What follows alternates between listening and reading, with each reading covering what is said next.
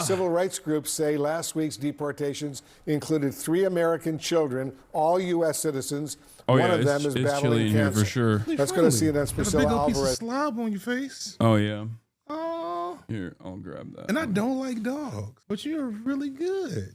She's a big slobberer for sure. Yeah. First thing FD asked is is your dog friendly to black people? How many black people has your dog been around? Because I listen. No. I tell people all the time they get like dogs. I tell them to white people to train their dogs to as a puppy to be around like black and brown people in general. Yeah. It's not even a joke. Like it's a real thing. Yeah. I now live around way more white people than I have my entire life, and I do not hate white people, but I realize I do hate their dogs.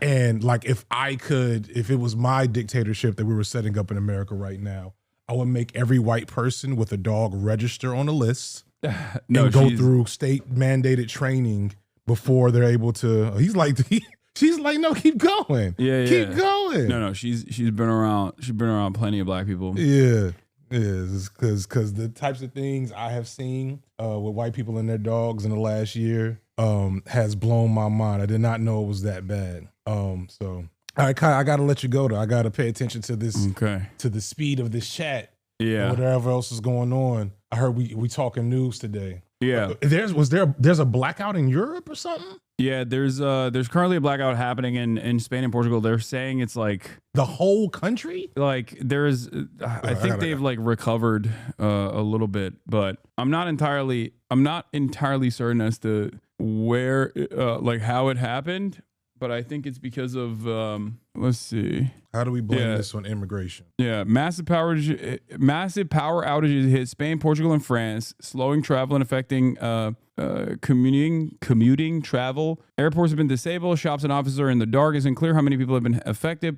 Parts of France were also briefly hit. The Spanish government is holding an emergency meeting in Madrid. Lights coming back on in central Lisbon. Coco Gauff shares her blackout experience in a dark locker room after the Madrid Open match. Spain declared a state of emergency. What was it? What was the reason? Yeah, what happened? It says like I know countries in Europe are was it a smaller hack states or whatever? But like to take out the entirety of a grid is not just a simple malfunction. At first, I thought it was because of like a space storm or something. Like sometimes stuff like that happens where it works like a solar EMP flare or some shit. Yeah. That's what I thought it was, but I don't know. Neoliberals tried privatizing the energy sector and it fucked it up. I mean, I don't know.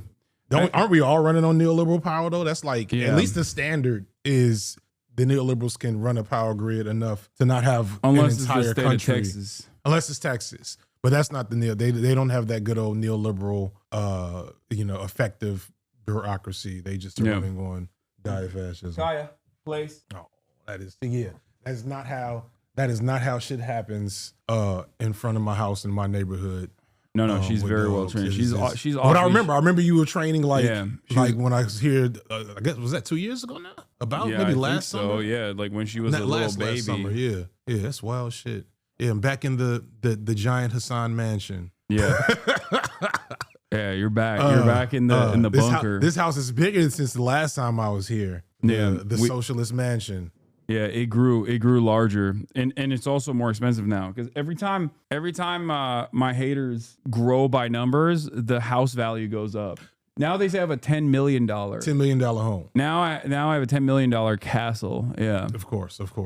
Yeah, I'm not gonna talk about. I did buy a home not long after I left you. Oh no. But I'm not. I will be off social media about my house, and also I put kids in this. People give me a pass. Just have kids. Once you have kids, no, they will not give me a. They'll be like, they'll say socialist, but had a child in a capitalist world and is like damaging the environment. Gosh, I will say because I put my family in this house. Like my family comes and stays with me for months on end. You know what I mean? They don't give a shit about that. Right. Yeah. It's like. I take care of my family, and there's like AI articles written about how my dad is a billionaire. They say that my dad is a billionaire and that he used to hang with Elon Musk's dad. Yeah, he's one of the richest people in Turkey, they say. Yeah, wild business. Yeah. The hate for you, Like I knew there was hate for you when I was here last time. I've known that for a while. Yeah. It definitely has increased, and it's gotten. How are you doing? I'm doing all right. I'm doing great. You're having a moment. You're having a moment. Yeah. It doesn't really go anywhere. It's because especially because it's always the same shit. Yeah. And it's always like incredibly frivolous. Yeah. Yeah. My thing is always when I care enough, is to ask for detail. Yeah. And that's what I've been telling, because now that I'm getting just the fact that I'm positively associated with you, but also once you hit as much notoriety as I've finally gotten to now, you just kind of become an economy of your own, like to have your own haters, to have your own anti-fans. Yeah, of course. So what I've been telling people is just listen, when they say something really bad about me, just ask for details. Just tell them to explain. 7 times out of 10, they can't. And those 3 out of 10 times, it's the pettiest, most online brain thing possible. Yeah. And it doesn't really go anywhere. Wait, let me fix this as well, and then we can do this. Here we go. I clearly need a better camera. This is like... But these cameras are annoying, though. They're Lumix. I wouldn't recommend them. I recommend, like, the Sony FX... I think it's like, FX7, if you're going to use it. These are studio cameras. They need, like... They need all the things. They need a lot. This is a much more serious... Even the stand is way more... Like, my shit... I got an a Brio like webcam that's just dangling on top of one of my monitors. I don't even have that shit mounted properly. But I am streaming chat. I am now a Twitch. I'm officially a Twitch not affiliate. Partner. Partner. Or is it above affiliate? I don't know. Whichever one. Do you have a check? No, I don't have a check. So I'm so you're affiliate. Okay, I'm affiliate. Well, I'm getting paid. Yeah. I've made $200 off Twitch in the last month. Yeah, you can get paid as an affiliate. Yeah. So check me out. I'll save all my shout outs for later in the chat. Yeah. But have you watched Sinners yet? Oh yeah, of course. Then we gotta talk about that as well. Yeah. Sinners. So good. Sinners was amazing. I'm in the middle of fighting people about Shedeur Sanders. I don't know if I don't know if that's ready for your chat. I don't know. No, we could talk about that too for sure. We can talk about Bill Belichick too if you want to. That's a perfect segue, because Bill Belichick. The people call me anti-white. No one's more anti-white than Bill Belichick. Really? Yes. And people would think it's the opposite. Yeah, because of Tom Brady. Because of Tom Brady and Bill Belichick. I researched this recently because he had his own rant section in this Shedeur Sanders video that should come out tomorrow, and I cut it because I was like, I'm getting off topic. This is a whole other video now. He's had more white receivers than like the entire league combined. As like his one tenure of coach. Now it was 20 years, but like no team has had that. He had, I think it was 9 different wide receivers in a 15, 20 year coaching career at New England. So he's doing DEI, you're saying? It's even worse than like, it is how they describe DEI, but it's worse in that he's doing it on purpose specifically so he can control and underpay his employees. That's the really insidious part. Yeah, you didn't think about that shit, did you? Like Belichick, because the reason why I brought him up during the Shedeur shit is that the NFL has never really like embraced the fact that it has these rich black millionaires that come into their league wearing all the jewelry, being flashy. The way ironically Deion Sanders like showed the league you build a black star. So they've never really been a fan of that, but they've tolerated it because like these are stars, they're popular, whatever. But Bill was like, no, never that. So if you go and you look at Bill Belichick's like NFL record as a coach, it's not his winning record, but the type of players that have played for him, he's never had a superstar outside of Tom Brady. He's only had contributors. And then the type when he does get a high level player, it's usually after that player has gotten in trouble somewhere else. So when you look at some of the players, the best players that Bill Belichick has ever had, Antonio Brown for a week, Chad Johnson, Chad Ochocinco for like a year or two, Terrell Owens for like a year, Albert Hainsworth, Corey Dillon, Dante Stallworth, like the list goes on that he hardly ever would pay you. If you had an attitude coming into the league, Bill didn't have nothing to do with you. You take that attitude somewhere else. They're saying Randy Moss. Randy Moss, thank you. That's another one. I knew I was forgetting one. Randy Moss is another one. So just like Randy Moss, right, comes in the league, is great, but keeps getting in trouble, keeps having run-ins with the law or wherever. I think Randy Moss only had one run in the law, but he's very much a pariah. And then after being a pariah for multiple years, he goes to New England. He keeps his mouth shut because he knows if he doesn't do his thing at New England, keep his mouth shut, he's probably out the league. Resurrects his career, I think Randy actually never got a Super Bowl, ironically, with Tom Brady. He's the best receiver to ever play with Brady. I don't think he ever got a Super Bowl. Hernandez, right? Hernandez is another one. Hernandez is the only person that he took on with alleged character issues, or maybe he didn't know Hernandez was a secret murderer. Well, I mean, not to that degree, probably. Yeah, probably not to that degree. I don't think anybody knew that it was like that. But the flip side, right, is so we have all these black guys with character issues that are elite talents. They can't be on the team outright. They have to come after they've been through the ringer. Mm-hmm. But he loves going and grabbing Gunnar Zolewski off of in the 7th round of a draft and seeing if he can turn little Gunnar Zolewski into his next Julian Edelman or Wes Welker or Chris Hogan, or I think I had a list, but I erased that shit. But it's like, somebody in the chat, go ahead to Pro Football Reference and get that Amendola. I think Eric Decker played for him for a second. There's a ton of different white receivers, and they're all the same guy. Except for maybe Eric Decker, they're all 5'9", undersized, marginally athletic, but really hungry, scrappy white guys. He plays smart. He plays the game right way. Sneaky athletic. All that shit. Lunch pail. Brings his lunch pail every day. None of them ever got paid by him. They never got. He would have them there because he could control them. They wouldn't say shit. And he could give them middling contracts like he did everybody. He didn't even pay Tom Brady. I don't know what they were doing with their fucking salary cap that whole time. Yeah, so Bill Belichick hates white people. That is the take here you find on the HasanAbi. Okay, this is good to know. I mean, yeah, underpaying Tom Brady is a perfect demonstration of hating white people and not giving white people the appropriate what they deserve. DEI ruined Tom Brady's his marriage. Yeah. DEI ruined Tom Brady's marriage. All right. So we're not going to be talking about sports any longer, chat. So stop freaking out.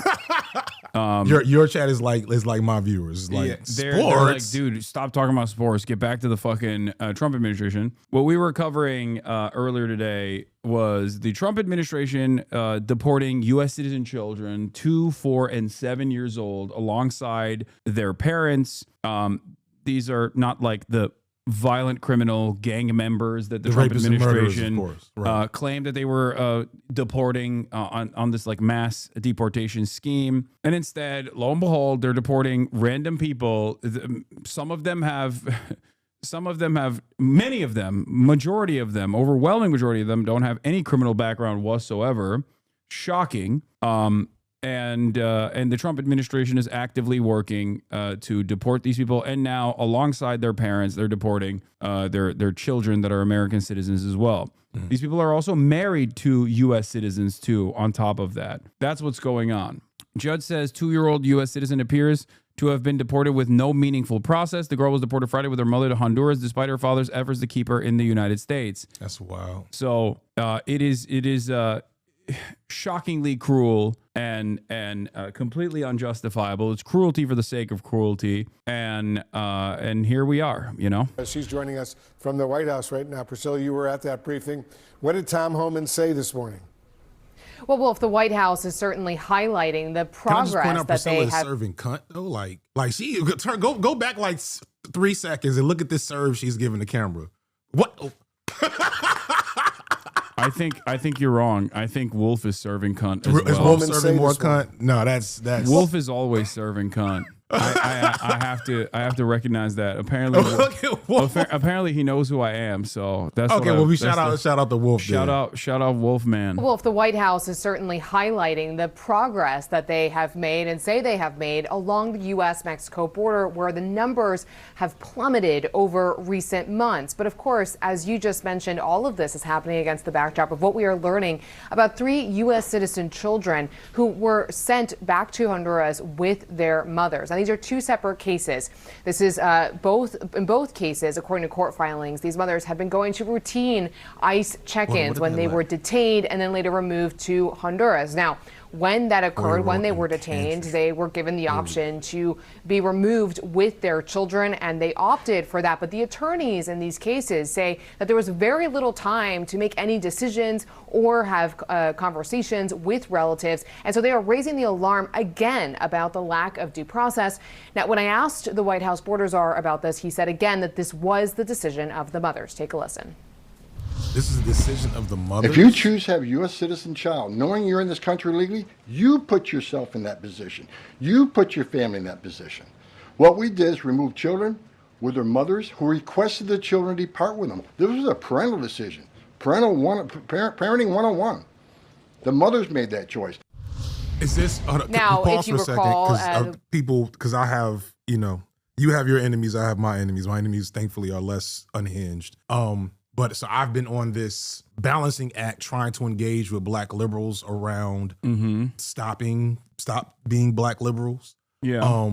If I'm not mistaken, he worked for Obama, didn't he? The border czar that they just showed. Tom Homan? Yeah. He did. Obama. He worked at ICE under Obama. Pretty much the same exact role, or not? Maybe not the head role. Yeah. But like in the same capacity. Yes, but also so the thing is, Barack Obama did this thing where they restructured what they considered deportations to mean something different than what it previously did. So there's like two different types of, I guess, deportations, right? There's the catching someone in the process of like entering the border and then quickly sending them back, versus interior deportations, interior removal versus removal at point of entry. Right.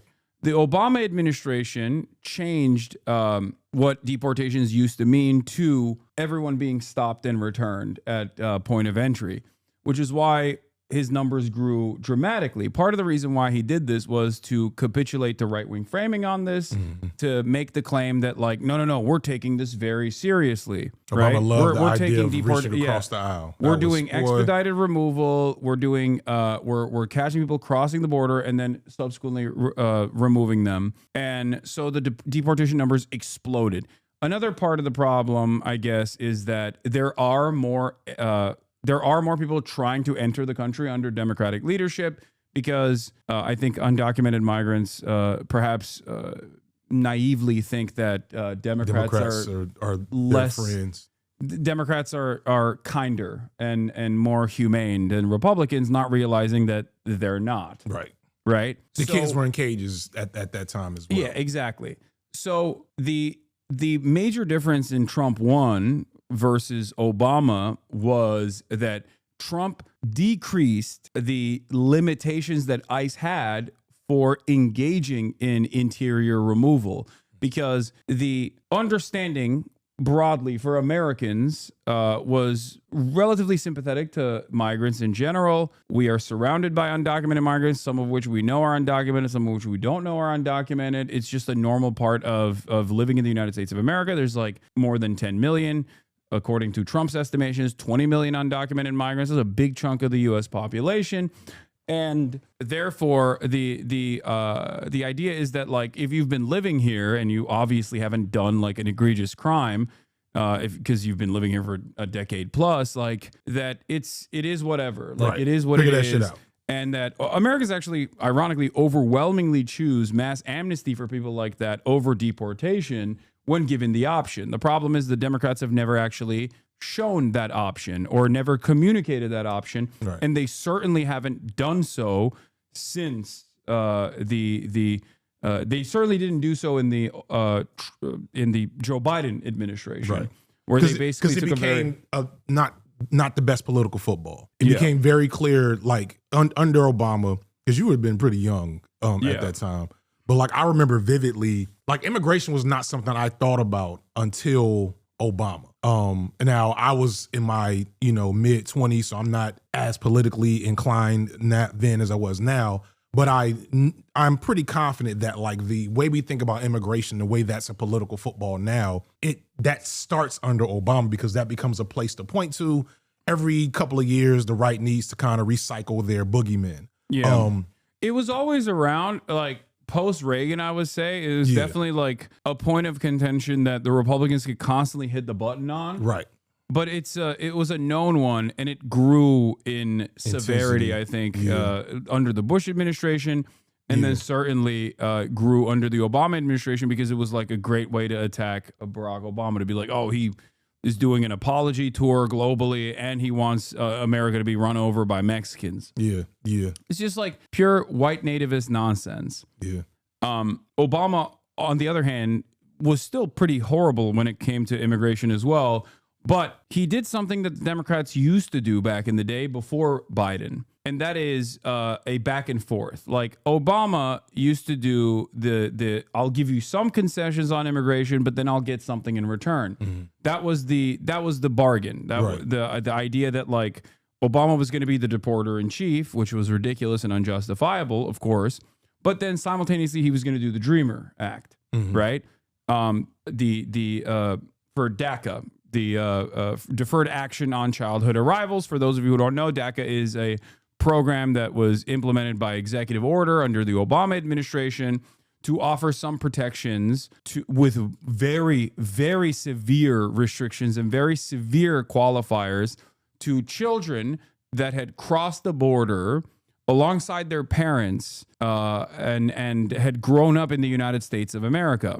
They would get deferred action, as in they would get protection from deportation, basically, as long as they went to school, got a job, did not leave the country. Like, there are so many restrictions on DACA immigrants. It's actually pretty crazy. So, yeah, Clinton built a wall, Bush created ICE, Obama expanded deportations, but did DACA. Trump is creating a third Reich based on immigrant persecution. That's a pretty solid assessment of the situation.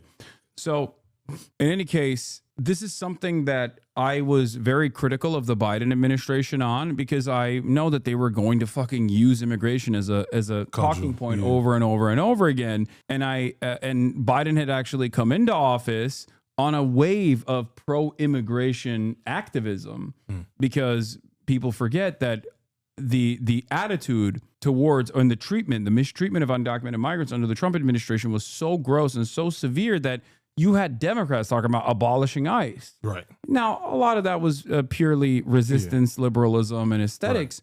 But yard flags. But the overall public sentiment had shifted back in favor of undocumented migrants. But Biden very quickly, Biden basically didn't do anything about that. And then you have the famous Haitian migrants in Texas getting whipped by Customs and Border Patrol on horseback. Yeah. And in the aftermath of that, the Biden administration basically took a very reactionary stance towards migrants in general, and that only calcified this position. And on October 6th, ironically enough, right before October 7th, the Biden administration did something that I consider to be unconscionable, where they adopted the right-wing framing entirely, where the Biden camp came out with their own anti-immigration package, their bill that was written by an Oklahoma senator who was super reactionary, super far right. And they still couldn't get that through Congress, though. And like, they still couldn't get that through Congress because the Trump administration, or not the Trump administration, the just Trump campaign, at the time. It was like, Trump at the time said, don't do this, don't pass this. And that, however, was a major blow to Democrats in general, because that basically was an admission that the Democrats were lying about saying that the border wall is racist, or lying saying that, like, immigrants, this is a nation built by immigrants for the past, 40 fucking years. All the that Democrats shit is completely gone in like all a that 3 shit's years gone. span. And they adopted the right-wing framing that immigrants actually constituted a national security threat. That was new. Because Democrats had not previously agreed to this false notion that immigrants actually constitute a national security threat. But now that they were putting forward a national security focused bill to deal with immigrants and immigrant detention, all of a sudden they were admitting the Republican framing, normalizing this attitude amongst their constituents.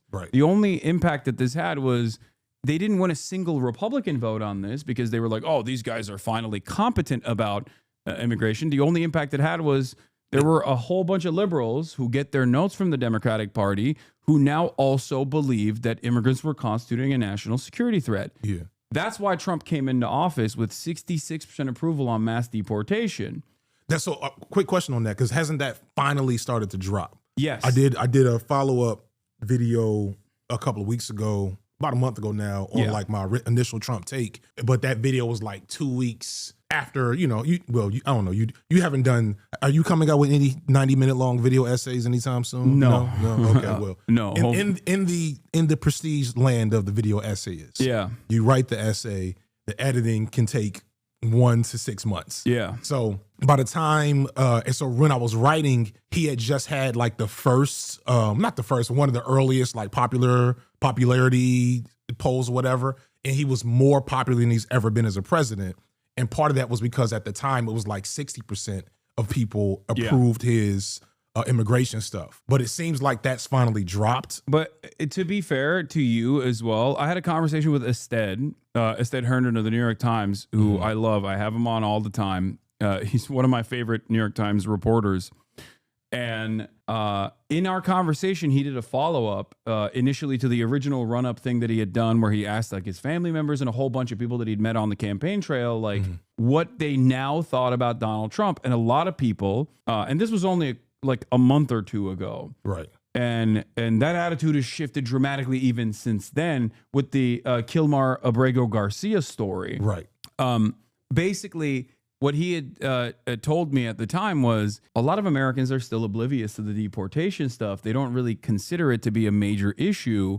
They mostly were at that time focusing on Elon Musk and Doge and the unpopularity of mass layoffs coming from Doge. My argument always has been, both under the Biden administration, going all the way back to February 2021, when the CBP Haitian migrant whipping imagery came out, was that if the Democrats don't offer a counter narrative to the lies and the smears that these Republicans are consistently presenting, and right-wing sentiment dominates the media about migration, immigration specifically constituting a national security threat, then Americans are going to become more reactionary. They're going to care less about immigrants. Yeah. If the Democrats, once Trump was elected, I kept saying Democrats have to launch an opposition against this deportation agenda at some point, because you need to make Americans aware that this is happening. There's far too many things that the Trump administration is doing, but this is one of the most significant, most consequential aspects. It's also an easy one to display. Yeah, and it's also, it's super easy to vilify the horrifying practice. I've seen enough social media posts of watching like ununiformed ICE people walking up to like women and children and essentially threatening them in like the most coming out of court. You know what I'm saying?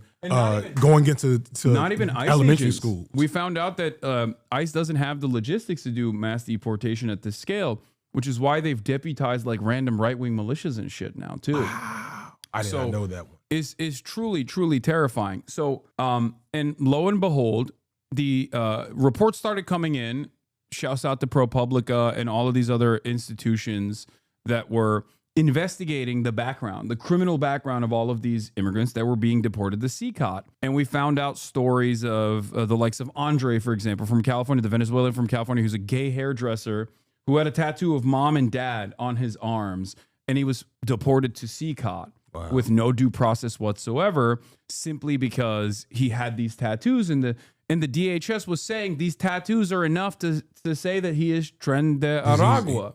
Right, which Trump had declared a terror organization at this point. Like the gang designation had moved on to the terrorism designation. Same with MS-13. Right, and on top of that, there was a ProPublica report that showed that 75% had no criminal background whatsoever, and up to 90% had traffic tickets or possession. Just like really offenses. silly nonviolent offenses that don't reach the standard of deportation. And then the administration fucked up and had one of their federal judges or one of their federal attorneys admit that Kilmar Abrego Garcia had a withholding of removal to El Salvador, but the administration had already deported them. So they recognized that they had made a mistake. What is the status of that, by the way? Because I've checked. I traveling and checked out of that. I'm not certain as to what is going to happen, but there is a court proceeding taking place right now in terms of because I know there's an order from a Maryland judge, and I think that that's going to possibly escalate once again because the Supreme Court gave a unanimous 9-0 decision saying that the Trump administration must facilitate the return of Kilmar Abrego Garcia, and yet they have not done so, and they're using facilitate, like the language around facilitate, to mean something it doesn't mean. They're saying it's not effectuate, it's facilitate, and therefore we don't have to do anything, right? So and the Trump administration is like lying about it too. They're lying about the assessment. They're saying that it was a unanimous decision defending us when it clearly wasn't. Peep Dark Soul real quick, 503 all the way at the top. It's one. Dark Soul says 2025. Come back. Down, right there. Oh. 20.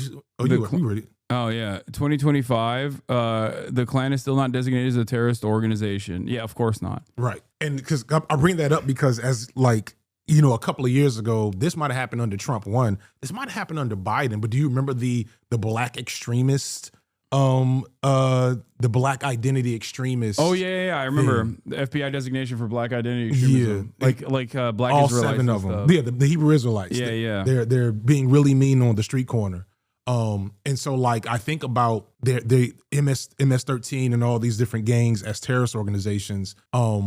There's so many like gang culture that's really insidious is what I'm getting at, because you realize gang cultures has been also intrinsically connected to revolutionary action like worldwide historically. Yeah, it's gangs that usually where things start. The Black Panthers notoriously united gangs in Chicago. And so like it's just dangerous and scary. I don't have any like deep analysis on that, but like that's not an accident is what I'm trying to get at. Yeah, like the fact that they're saying we now have the wherewithal. Like what's next? Is it fraternity tattoos? Is it Che Guevara tattoo? That's Antifa. Antifa's a gang. So now we get to deport you. Yes, that's wild shit. Yeah, wild that is precisely what they're going to move towards, and this dovetails into another conversation that I've been having quite a bit, which is that the Trump administration is very smart and very insidious in the way that they're tackling some of these issues, because they're getting their notes from the likes of the American Enterprise Institute and the Heritage Foundation. People that have been studying and waiting for this opportunity for literal generation. Like the unitary executive theory is not one that like the Trump administration came up with. They just simply adopted it, in the Republican Party and all of the think tanks associated with the Republicans and the conservative movement in America recognize Trump as a perfect vehicle to commit to this agenda. It's been implemented for the past 30, 40 years at this point. Same with the Federalist Society. This isn't Trump simply is the guy that is pushing all of this to its logical conclusion. And that's why I say it's insidious. They are eroding the First Amendment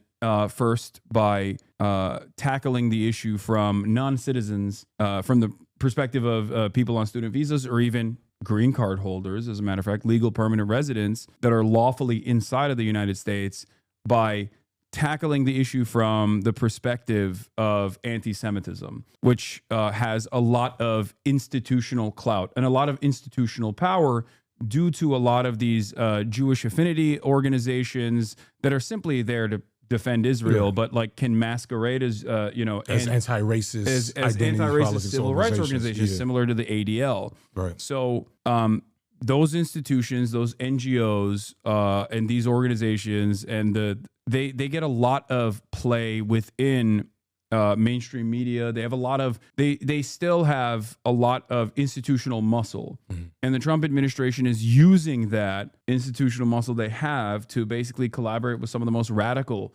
groups, all the way to like Beitar, which is a fucking 501c3, but it's actually literally a terror cell operating inside of U.S. boundaries, and getting their notes from them to open the door to eroding the First Amendment. Right. And once they have set a precedent, a dangerous precedent, then they can utilize it against documented U.S. citizens as well, and not even documented U.S. citizens, but like just American natural-born U.S. citizens as well. Yeah, it's a very sinister way of like undermining one of the most powerful, one of the most popular constitutional protections that Americans have, citizen and non-citizen alike. Yeah, I've definitely been looking at Zillow in Canada. Yeah, you're gonna move in case I have to split. And I thought about that for you because you're not natural born. Like, no, I am. Oh, I thought you. Yeah, I'm an anchor baby. Oh, well, I mean, it's not that matters, to be honest with you. You have any tattoos? No. Okay, well, I don't have any tattoos. I'm pretty. What white. about that beard? I could shave it and change my name to Hank. And HasanAbi. Yeah. The thing is, like, I always say, like, I'm at the end of that list. Like, by the time it gets to me, half of my chat will be deported. Yeah. Given my financial status and given my status as a public personality, I'm not saying that, like, it will never get to that point. I can't make that prediction any longer because this administration is crazy. But, like, all of those combined make me they put me in the back of the list. Yeah. If I was who I am as a student activist, then I would be closer to on the possible CCOT list. Yeah. Yeah. No, I mean, similarly, I've had that kind of, like, because when Trump got reelected, going into the election, me and my wife talked a lot about, all right, so what do if he wins, and then afterward, what do? And it's a constant conversation, especially with every, like, I think people said, oh, this is gonna be bad. I don't know who knew it would be this bad this quickly. You know what I'm saying? Mm-hmm. Like, he's already releasing Trump 2028 hats. Yeah. You know what I'm saying? So, like, they're soft launching, a complete rearrangement of everything that America is stood for within the first 100 days. So it's no telling how bad it will get. I'm probably a little bit further in from you economically, but I'm still Black and I have a very particular history that's attached to my time here, my family, etc. Not like my family, like my mother and father, people that are behind me, and then I'm thinking about my own children. And I think about the fact that I have the resources. Canada's expensive as shit. I didn't know this until I started Googling, but I have the resources to get the fuck out of here at this point in my life. But, like, the reality of the situation is that by the time it's time to get the fuck out of here for the average person, it's gonna look like The Handmaid's Tale. You know what I'm saying? Or worse. I'm also too stubborn. That's the other thing. Like, I'm not, You are. I'm very sick. stubborn. I'm not leaving. I'm not going anywhere. Like, if I were you, I would have reduced down to 1 4-hour stream a week.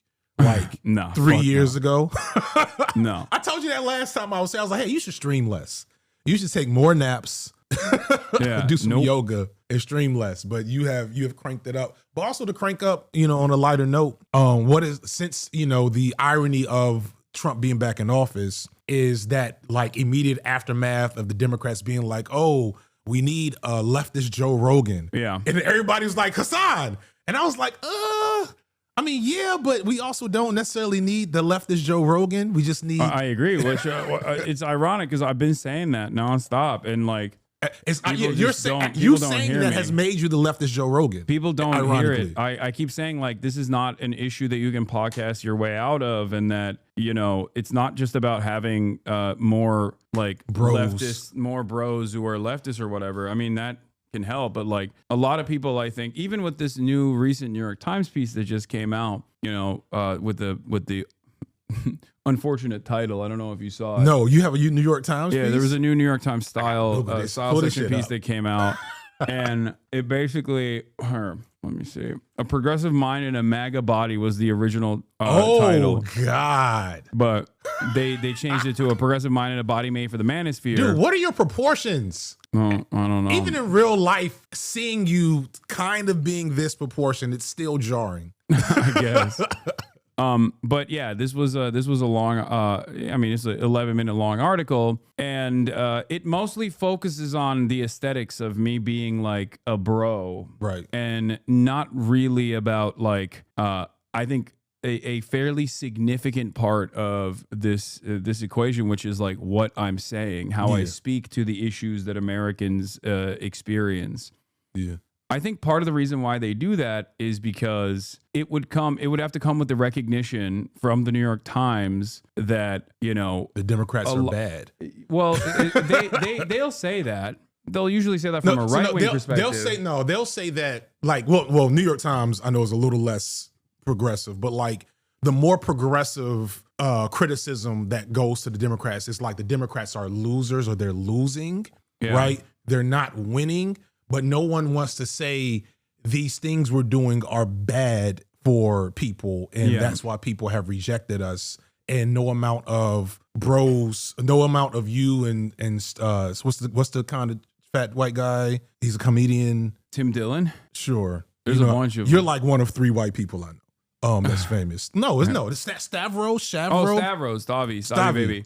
Like no amount of you and Stavi and insert some other cool guys here, like on a podcast, is going to motivate the average, because one of the things I brought up in my limited analysis of the election is that a lot of white dudes just stayed home and they're not engaged online. They're not engaged with politics. They don't actually know shit. The ones that did go out and voted for Trump. And the ones that, but that's like a unique, like even now, like I think it was really useful to point out that Trump has never had a popularity above like 50.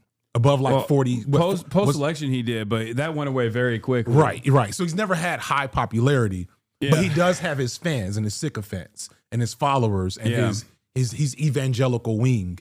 But like most regular people are repulsed by Trump, but not repulsed. That most regular people are indifferent because a lot of the things that he represents that other people see as problems, they're like, that sounds kind of bad, but whatever, you know? And so like those people aren't going to be motivated by culture war stuff. They're not going to be motivated by, political theater. They're thinking about basic needs being met. The rent, affordability is my job.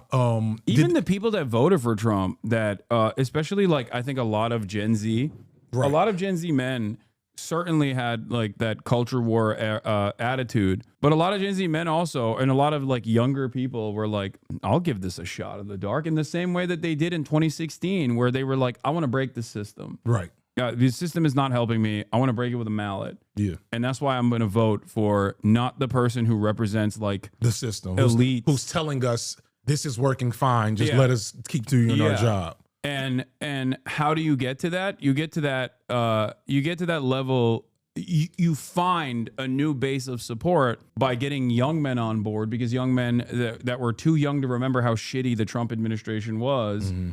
Are willing to also entertain that notion. Right. This is a resentment towards institutions and status quo politics that led to Trump winning in 2016. It was something that I kept repeating in the build-up to this last election, where I just kept saying like there is still, like, people were talking about the economy having a soft landing. And I was like, dude, in 2016, the economy was significantly better than it is now, and people still voted for Trump because it wasn't good for them. Right. You're looking at the wrong metrics. Yeah. You're not looking at the anxiety that people feel. I know that that's like a trigger word almost, where people go, oh, white men and economic anxiety. But like, yes, white men who have racist tendencies, or white people who have racist tendencies, are far more susceptible to leaning in the direction of culture war resentments if they also have a lot of instability. Yeah. If they also are recognizing a lot of instability in their lives. Yeah. So the best way to combat that is by giving them something. Yeah. And the Trump administration gives them something. The Trump administration says, we are going to further undermine the people that are beneath you, that you see as beneath you, and that will magically elevate your status, like the LBJ quote, right? Right.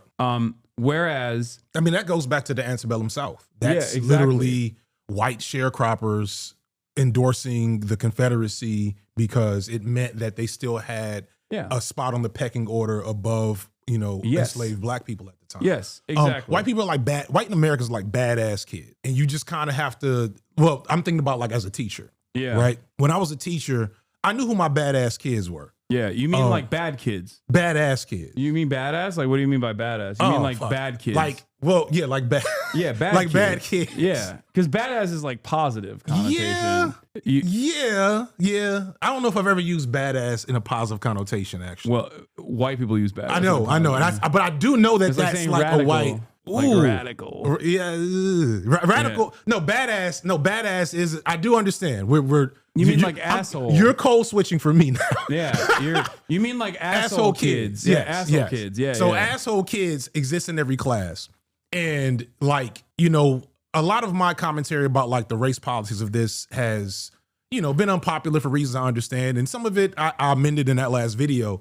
But I'm still of the mind, like when I say like I'm not confident in AOC. Not for any other reason than she is not a white man, right? Mm-hmm. And so I think the psychopath y'all have running this state is probably who's going to win the I hope the not. nominee. He fucking sucks. I do too, but again, white people are badass kids, so you have to jingle keys like if you like there's a classroom with 30 people, and 13 of them are these badass kids, and you have to teach your lesson. You got to get through the class session. You can't call the principal to come get them because that's not something that happens in high need schools. You have to get them through the classroom, and you're counting on getting these 17 other kids to meet the standard, whatever else. So you have to design a lesson plan that neutralizes the badass kids. You have to figure out what's going to get them to shut the fuck up and chill out. Is it a video? Do you give them comic books? Do you turn on some music? Do you sit with them like I've had like, and this is not this is actually with white kids on the 1 year that I taught white kids, where I would have like 2 different lesson plans designed. One lesson plan for the kids I know that I could work with autonomy, and then like a whole section of my freaky like out of their mind kids, and we're just having a roasting session, and I'm calling it learning figurative language. Like literally, I've done that before. Yeah. That is you gotta throw meat. You gotta throw meat in their way. I understand that. What I believe is that if you can earnestly communicate, set up your enemies, and actively go after them, you can overcome you can basically overcome those issues by just being like, listen, dude, I get it. Okay, you're afraid. Well, guess what? Donald Trump didn't fix your life. Democrats, certainly up until this moment, have never even entertained fixing your life. I'm telling you, your potholes are going to be fixed. I'm telling you, you're going to have housing. I'm telling you that you're going to have a good job with decent benefits and a good wage. And I think that the best possible way to overcome that is through implementing class politics, is a class first approach. Yeah. Because Americans are not very class conscious. The working class. They're not openly. They're not like what's the word? Consciously class conscious. Yeah, they're not. They are not. Like that Maggie alone shit lets me know that we're far more class conscious from like a intrinsic level. Yeah. Like in an ironically almost reactionary way, where people only recognize their the issues that their class position presents when something like that happens. Right. But that is yet another instance of like how bad things have gotten, in my opinion. Americans are class conscious, of course. Billionaires are very class conscious. Very class conscious. But my point is like someone going about a class first political message can get a lot of leeway that way and not fall into the same traps. But that would require, unironically, attacking Democrats as well, and almost like a reverse Trump, like a bizarro Trump, where you have someone who's charismatic enough, who's willing to just like attack the media, willing to attack other institutional Democrats, and willing to declare even members of their own party as enemies. And I think that would be the first time I would like, just hearing you say that, I'm like, oh man, imagine somebody running as a Democrat that admitted that they suck and pointed at the ones that suck openly. Yeah. That would actually be immediately effective. That would be immediately effective. Yeah. Because, and that's also the scary thing about populism, is that populism is like an incredibly useful tool that has like the lowest barrier of entry. Yeah. If you're charismatic, and that's why I'm scared of this guy here in California, because I don't know if he's all that charismatic. I haven't seen enough of him, but he looks the part, and he's clearly his policies and his messaging is so dog shit, though. That's the reason why I think he's gonna fail. But look, so you know him now here, you know these things. Yeah. But he could be a whole different person in 4 years from now or 3 years from now. And that person running for president with the right messaging could easily use the same populist approach. Yeah. To hit the Barack Obama lines like, right. We're a divided America. This is not a red America or blue America. This is the one United America. States of America. Exactly. Which is... My Barack Obama videos are like, I almost quit YouTube. I did 2 Barack Obama videos in 2022 maybe, and I almost stopped making video essays because nobody watched them, and everybody that watched it. And this is like, I hadn't even fully arrived at the current politics I am now. So it was like the nicest Barack Obama is bad videos I could have ever made, and they flopped in the algorithm. And half the comment section, I mean, now it's fine, but like I remember the comment sections being really angry at me. Oh yeah. And I was like, wow, we're clearly, and that was one of the frustrating things about. He is one of the modern villains, I think, of American politics, like straightforwardly. Yeah, like a lot of the shit that he did during his presidency, but also after his presidency, has directly, by I think mere accident too. It wasn't insane. The thing I'll give Barack Obama is that he believes his shit.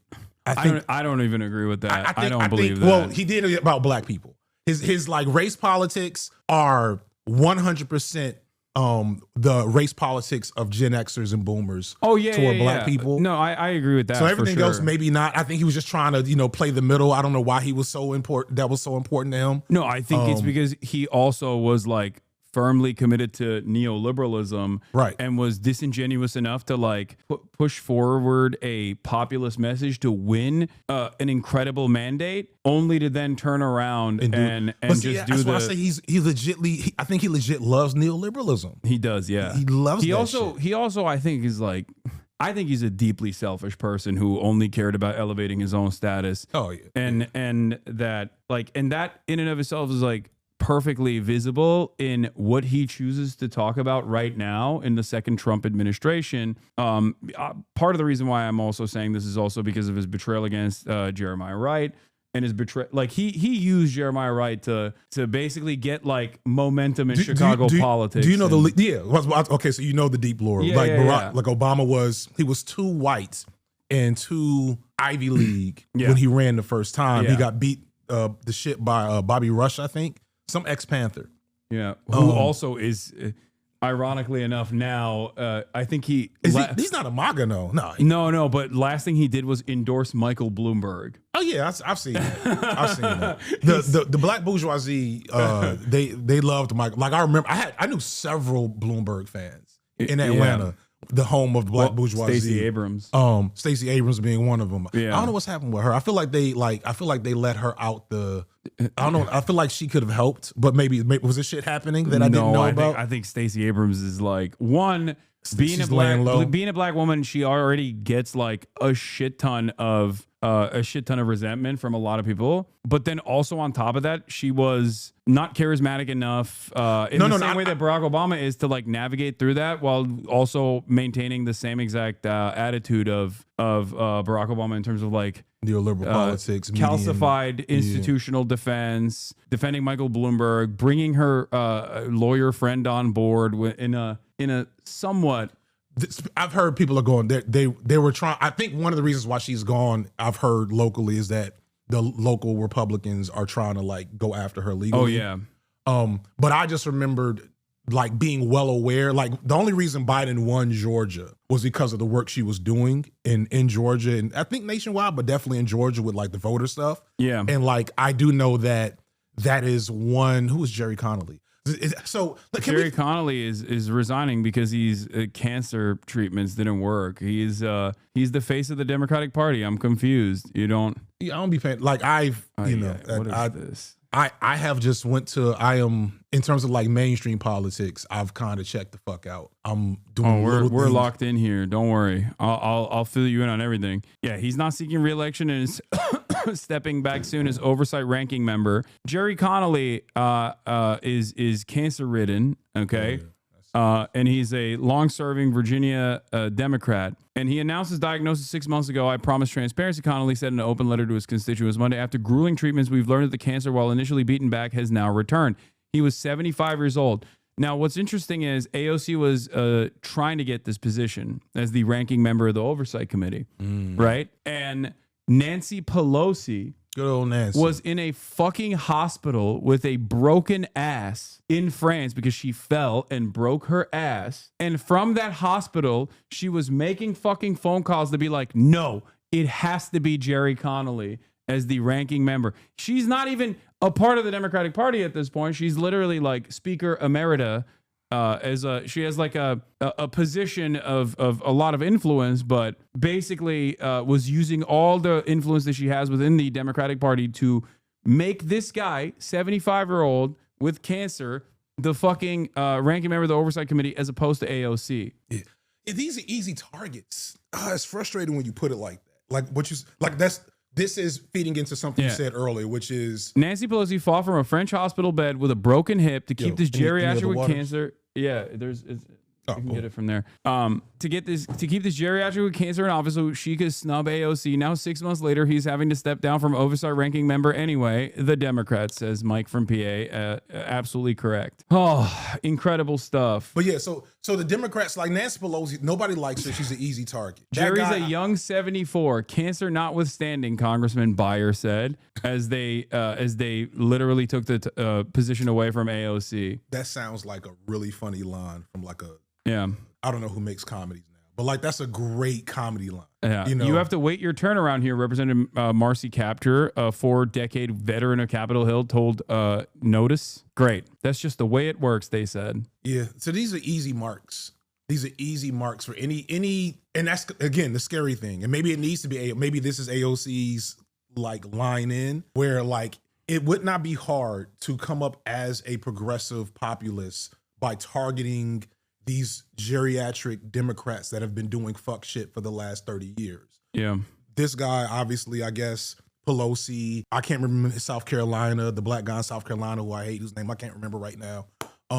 Like Eric Adams, like it wouldn't be much to just come out and say, because people are saying, like the irony of like the right-wing talking point around black conservatives is that every black Democratic voter, even the ones that were highly enthused about Kamala when she was running, knows the Democrats ain't shit. We've known this forever. We just don't feel like there's much to do about it other than, continue to push the fascism down the line a couple of years, which is, clearly that didn't work this time around. Yeah. So like if someone were to come forward and be like, hey, I'm willing to say that these guys suck.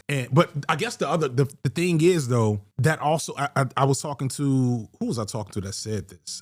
Some recent podcast I was on mentioned that we're also primed for a Tea Party movement. And the Tea Party movement is actually the precursor to what allows Trump to be a thing. I've been talking about this for quite a while. I'm very familiar with the Tea Party movement. The problem with that is that it was not an organic movement. It was actually completely created by the Koch brothers. Get George Soros to do it. But George Soros loves the institutional Dems. That's the problem.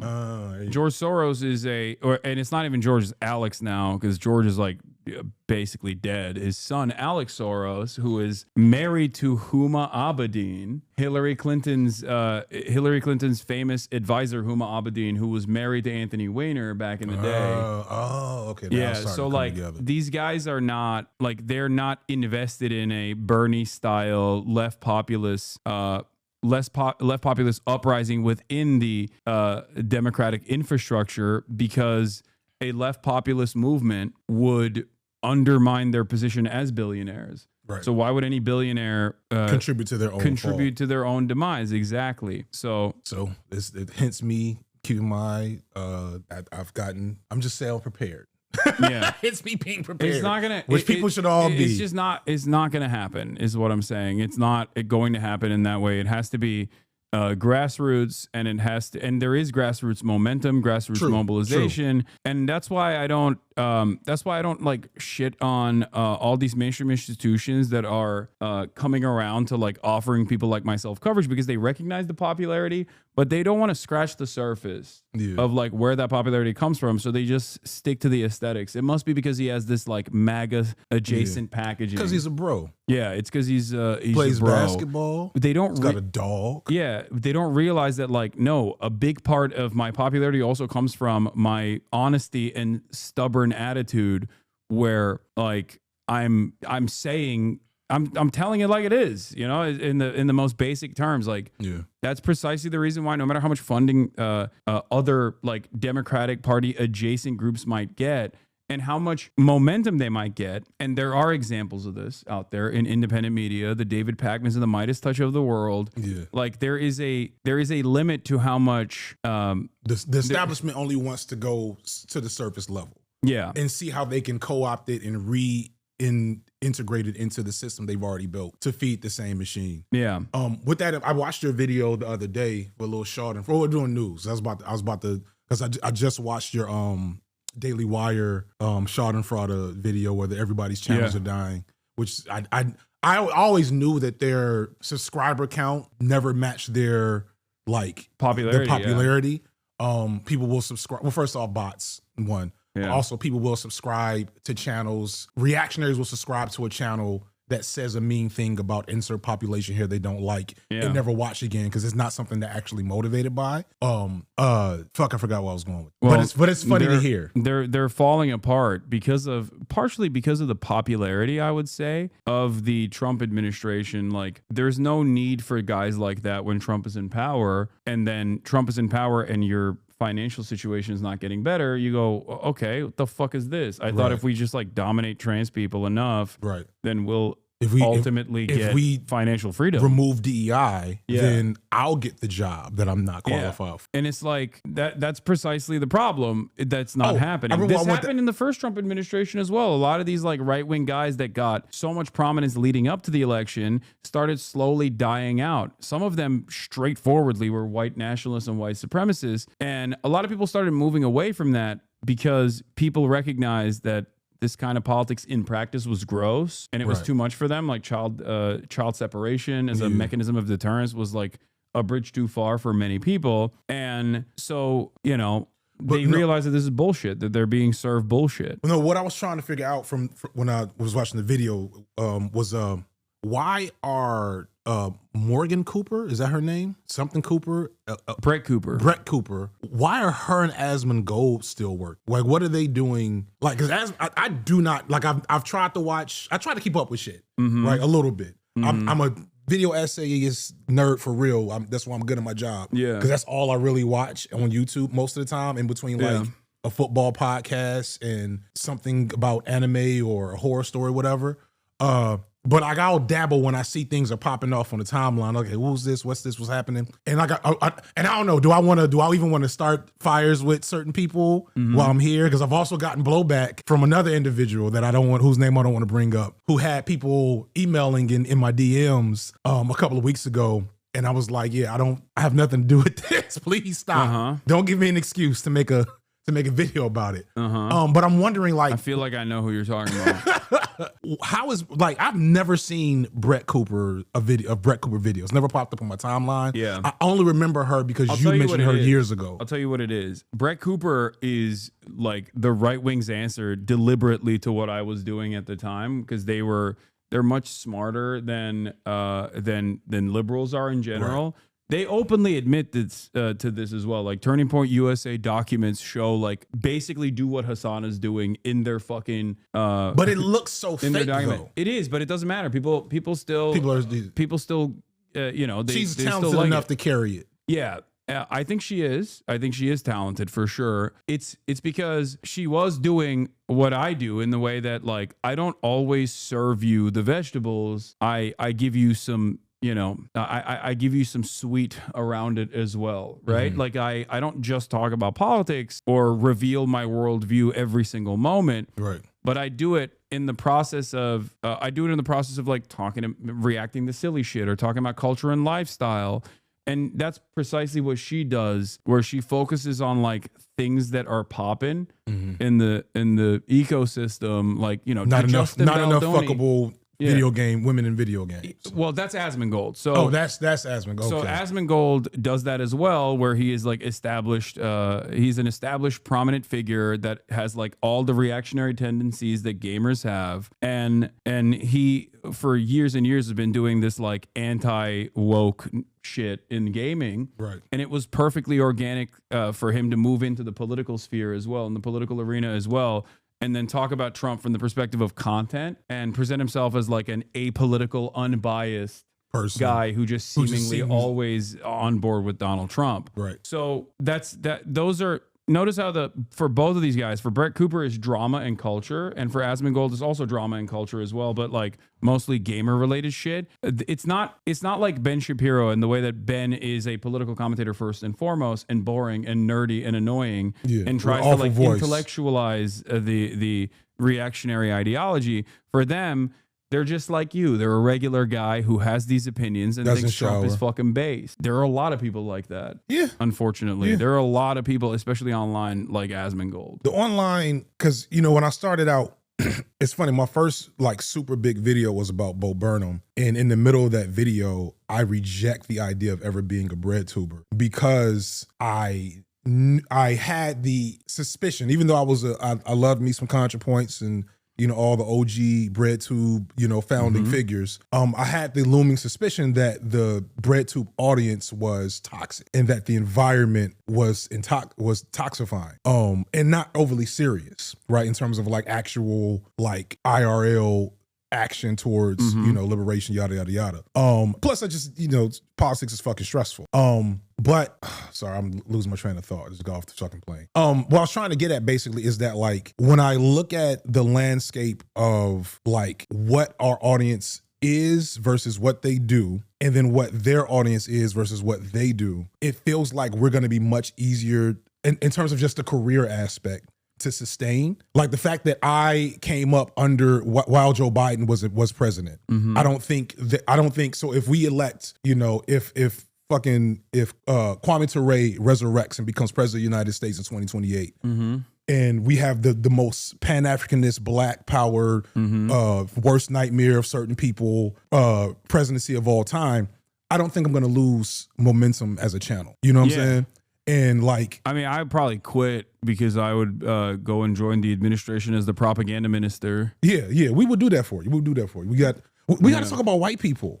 Can I plug? Am I too early to plug? We got some more news to get to. What we want to do? Whatever you want. No, I'm gonna stick with water because I know I'm gonna eat. I've been eat like I'm trying to get like you. I'm trying to lose like 20, 30 pounds. What I eat. That sounds horrible. Healthy Middle Eastern chicken. It's actually delicious though. Okay, a healthy Middle Eastern chicken. See, yeah. See that if you just said chicken. Yeah.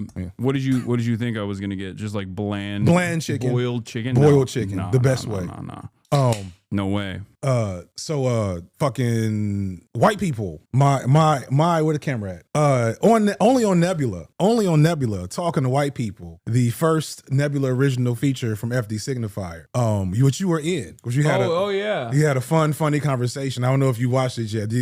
Everybody. You told me not to watch it. Well, no, I told you not to watch the other video I put on YouTube that was about how whiteifying your presence is, because you're kind of like the son of the online left right now. And like, I didn't even realize that was what that was about. I thought the video that you didn't want me to watch was the white people one that I was in, because you were saying that it would ruin the point. If you watch it, it would ruin the point. So I made a video talking about the online left like political landscape, because the thing that I started thinking about since the Drake video, right?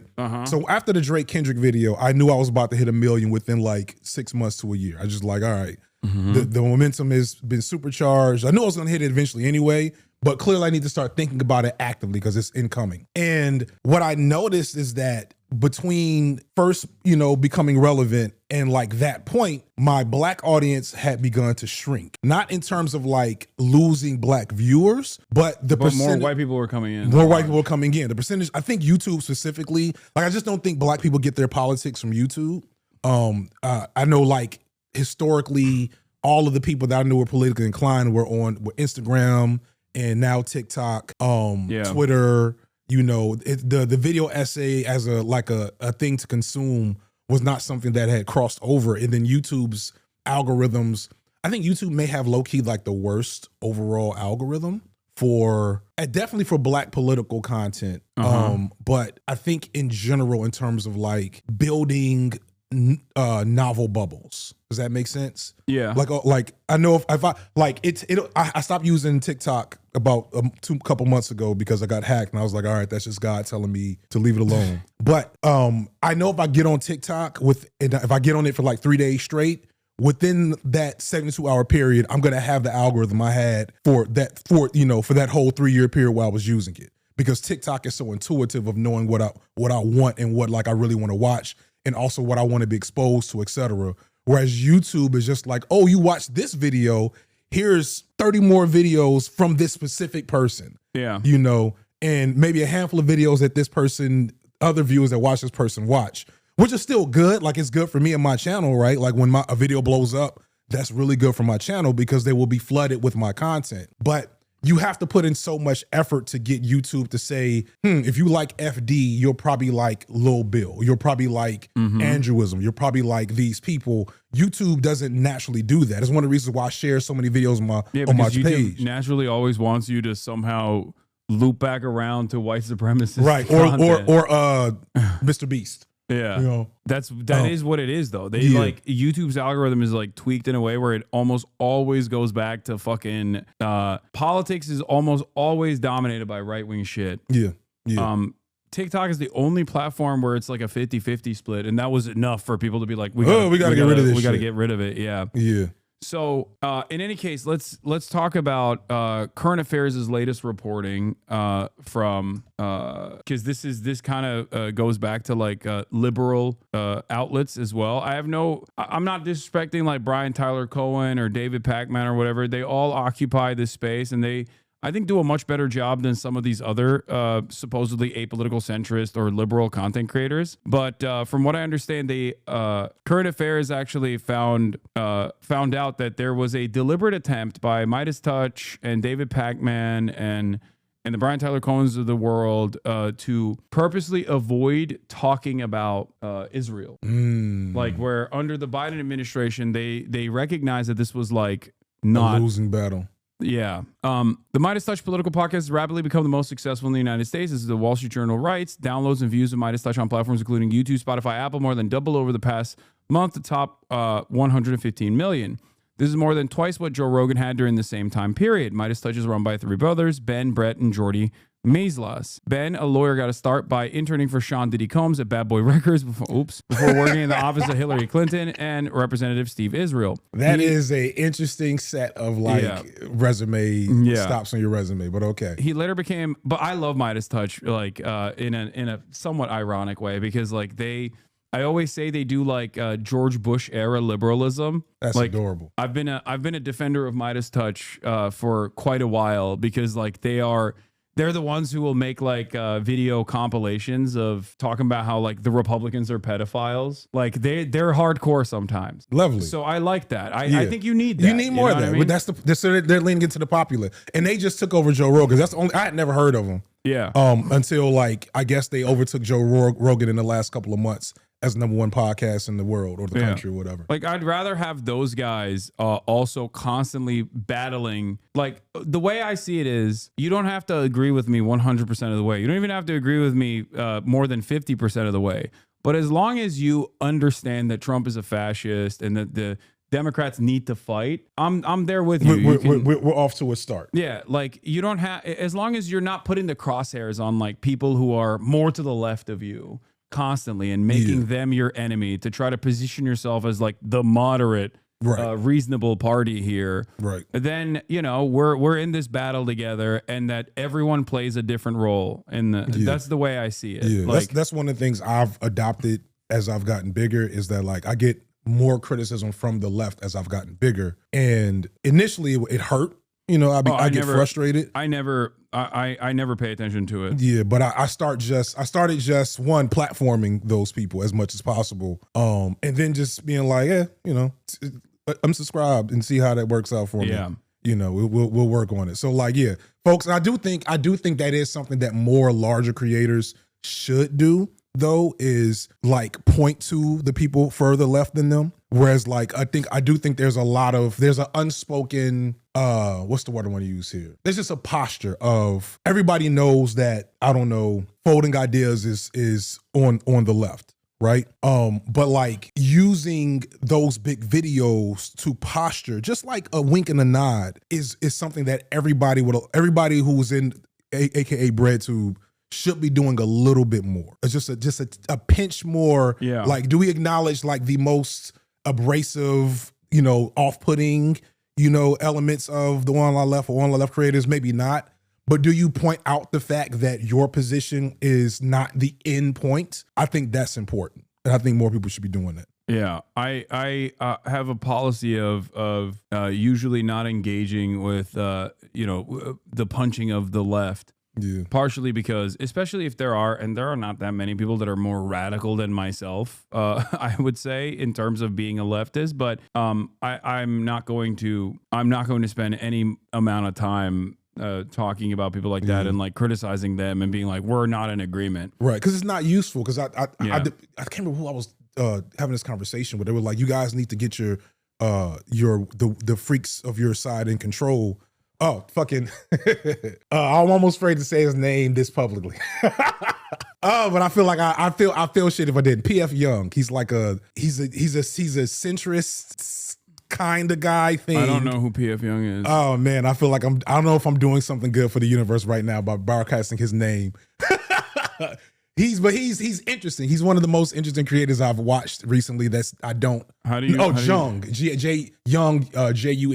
Jung. But I did a talk with him and he had this argument about managing the freaks on your side or something like that. And I was explaining to him that no, that's not actually a useful thing to do. Many people believe as you build if you're trying to build a political activity in the movement. I think you've brought him up before. Yeah, I mean, I've talked to him in real life. I've talked to him. He doesn't seem like some of the times when he says stuff, I'm like, all right, I'm never talking to you again. But other times I'm like, there's an interest in there. Cause he's reduced all of this shit to memes. And as dumb as that sounds, as I start thinking about populism right now, it actually feels like. I mean, there's also J-Reg does that too. J-Reg, yeah. A lot of these guys do that. Yeah. A lot of these guys. Him and J-Reg, I think. Yeah, there you go, right there. Yeah. Or there's the conservative JJ McCullough, who's like a conservative in Canada, so he's like the most woke gay libtard by American standards.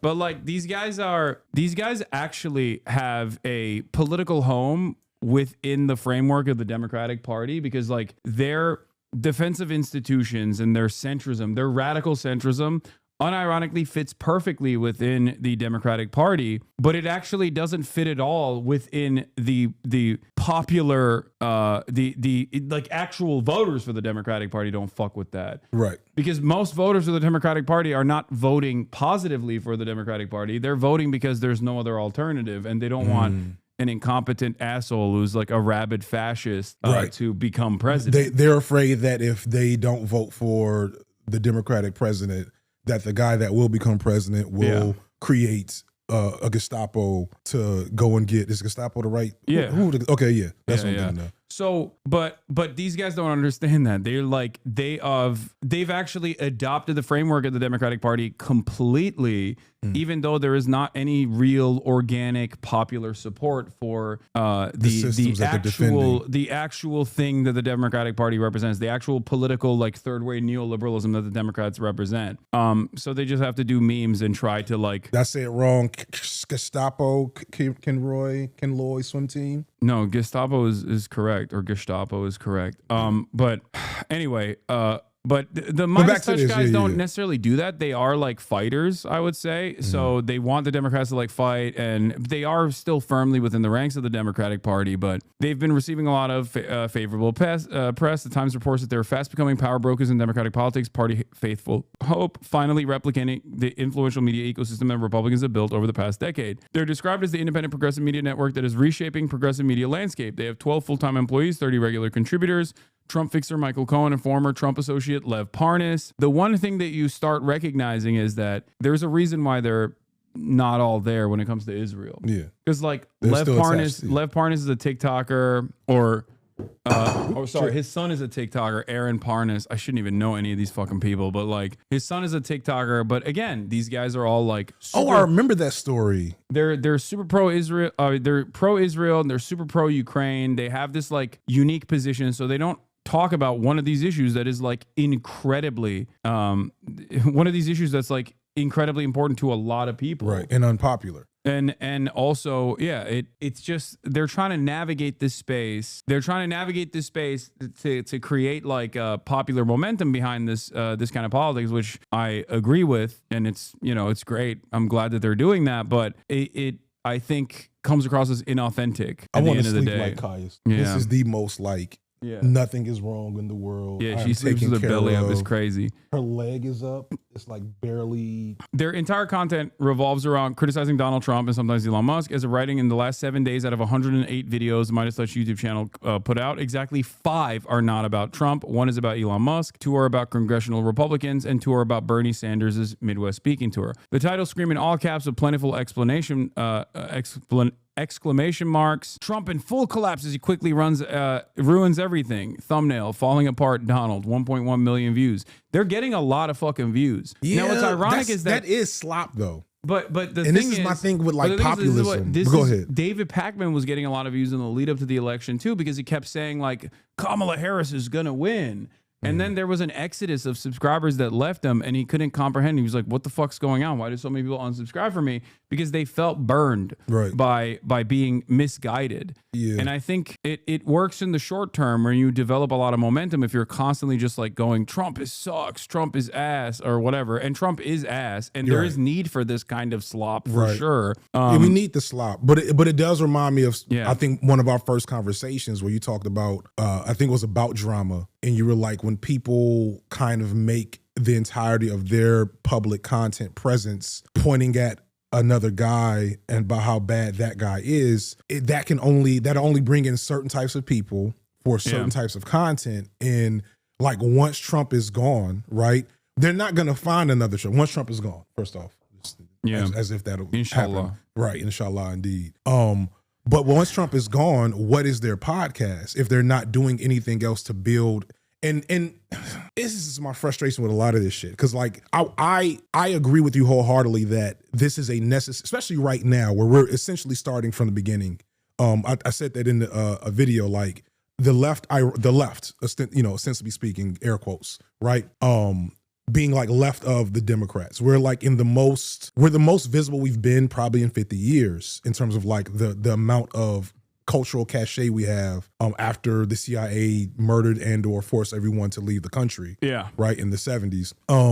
So like, yay. But in that 50-year period, the right really got a serious lead in terms of the culture wars, their media savvy, their manipulation of the media, like the Newt Gingrich and trucker radio, like in the 90s, like that. I had a whole video planned about that I'll get back to one day, but like the story of how Newt Gingrich built the modern Republican Party is a slow, methodical process. And so to counteract that, we do need slop, but to sustain it, we do need that slow, methodical processing. We do need... Because Newt Gingrich, Rush Limbaugh, Glenn Beck, and all of the new media had ultimately a right-wing project associated with it. It wasn't just about saying Democrats are gay and also want to abort your children. Like there was a political mobilization that the audience was directed towards, and then that agenda was completely in line with the Republican Party. It worked so well within the Republican media infrastructure and within the party structure as well. Whereas these guys are trying to recreate that by simply saying like, fuck Donald Trump or whatever, right? And of course they have to only say that because if you want to work within the Democratic Party structure, that's got to be your first step. That's the only thing you have, because the Democrats don't have any policies that you can associate with that we should be fighting towards, right? Because they themselves don't actually want those policies to be implemented, because they themselves are also funded by the exact same capital interests. And that's the major issue here, is that there is the Democratic Party's base is directly at odds, and their needs are directly at odds with the Democratic Party's actual actual implementation of a legislative agenda, a decipherable legislative agenda. This is what I've been talking about with like the Pod Johns and everybody else. Like the notion that the Democratic Party is still going to ultimately be a status quo party is gone. You can't keep that up. You can't just like aesthetically try to make yourself more radical presenting while simultaneously you're not actually advocating to improve the working class material conditions. And so their new strategy then now is to, well, one of the new strategies is to convince us. Yeah, this is Aaron Parnas, like he says like Israel's not committing a genocide. The United States will stand with Israel, praying for Israel tonight. Despite what some may try to claim, the state of Israel has a right to exist and a right to defend itself against terrorism. I stand with Israel and Israel high. Like this is an issue, right, where you are finding yourself increasingly on the margins on. Like there is no real popular mobilization. It's only like Hasbara bots and Israeli Knesset granted, like Israeli Knesset funded special interest organizations that are trying to create momentum around it, but it doesn't it's not real. Most people are either anti-Semitically against Israel, and there's a lot of those guys now as well. It's like growing in momentum, and you have the Clandis Owenses of the world that are leading that charge, the Dan Bilzerians, the Clandis Owenses, and the fucking all these guys that are constantly, in my opinion, doing the funniest thing ever, which is to like whitewash America's hands from all of these crimes, to be like, no, it's because Jews were doing mind control, right? Or not because of oil interests and infrastructure. Jews are doing like pedophilic, Mossad and Jeffrey Epstein is just like exclusively a Jewish operation. It's like, dude, you're so fucking stupid. Like, not stupid. This shit is on purpose. Like, stupid would make it seem like it's. No, they're American exceptionalists, and they think that like Christians, if they were to rid themselves of this like Jewish attitude, that they would become this perfect, infallible Christian nationalist nation. Of course. But basically, it's stupid for that reason, because like it tries to present America as like it creates this attitude of American infallibility, and it's just like removing all the crimes that our politicians have engaged with, and then immediately saying no, it's because of the blackmail operation that like Mossad is doing on everybody. It's like, no, dude, they fucking love Israel organically. Okay, it's not because of blackmail. Like, you're a fucking idiot for thinking that. That's one aspect of the anti-Israel coalition. The other aspect is where I'm at, where I actively combat anti-Semitism, and I'm also a firm and committed anti-Zionist. And it like, at the end of the day, from Israel's perspective, I guess, from the interests of Israel, like, it doesn't matter. There is no fucking popularity for Israel. It's gone. It's over. It's done. Whether for anti-Semitic reasons or for anti-Zionist reasons, like real anti-Zionist reasons, is done. And this has the danger. So a Midas touch has the danger of pulling that into, because everything you just said is true for people who are paying attention to politics, or who are like the people who are normies that just don't like Trump, and actually that's the extent of their political ideology that I'm sure make up a large chunk of the Midas touch. If they were to actually learn about what's happening, that would be a big problem. And that's kind of the thing that's frustrating, maybe even scary, because like, as I see opportunities, I don't want to say, as I see more attention being paid to our space by the Democratic Party, you touched on it a second ago. They're basically trying to co-opt the wave that we've built organically to somehow reintroduce it, like reconstruct it to support the Democratic project in whole, when in reality it's just like you're the only game in town, and I guess I'm gonna talk to you under the circumstances, but I'm not gonna not point out the things that I hate about you in the process. So as we're talking about the possibility of this populist figure, how do they exist in opposition to the Democratic Party and the powers that control that party without that organic grassroots movement to push them forward, when they're going up against, like, so I would have thought that the Midas touch was way more organic before today, not knowing any better because I don't pay attention. I mean, it's partially organic because like they get elevated by the Democratic Party, and they recognize that there is need for like anti-Trump commentary, so they fill that void, right? But ultimately, it's just not enough, and it will be left rudderless when it has to do the thing that it always does, which is defend the Democratic Party. Right. When the Democratic Party engages in shit that is indefensible. Right. And that's the problem. That's what I'm trying to explain here. Like it's gonna turn into the same thing that happened with David Pagman in the aftermath of the election, where people go, okay, well, you told us Kamala was definitely winning. What the fuck is this shit? Yeah. You know? Yeah. Did we order the chicken? Yeah, I'm starving. Okay.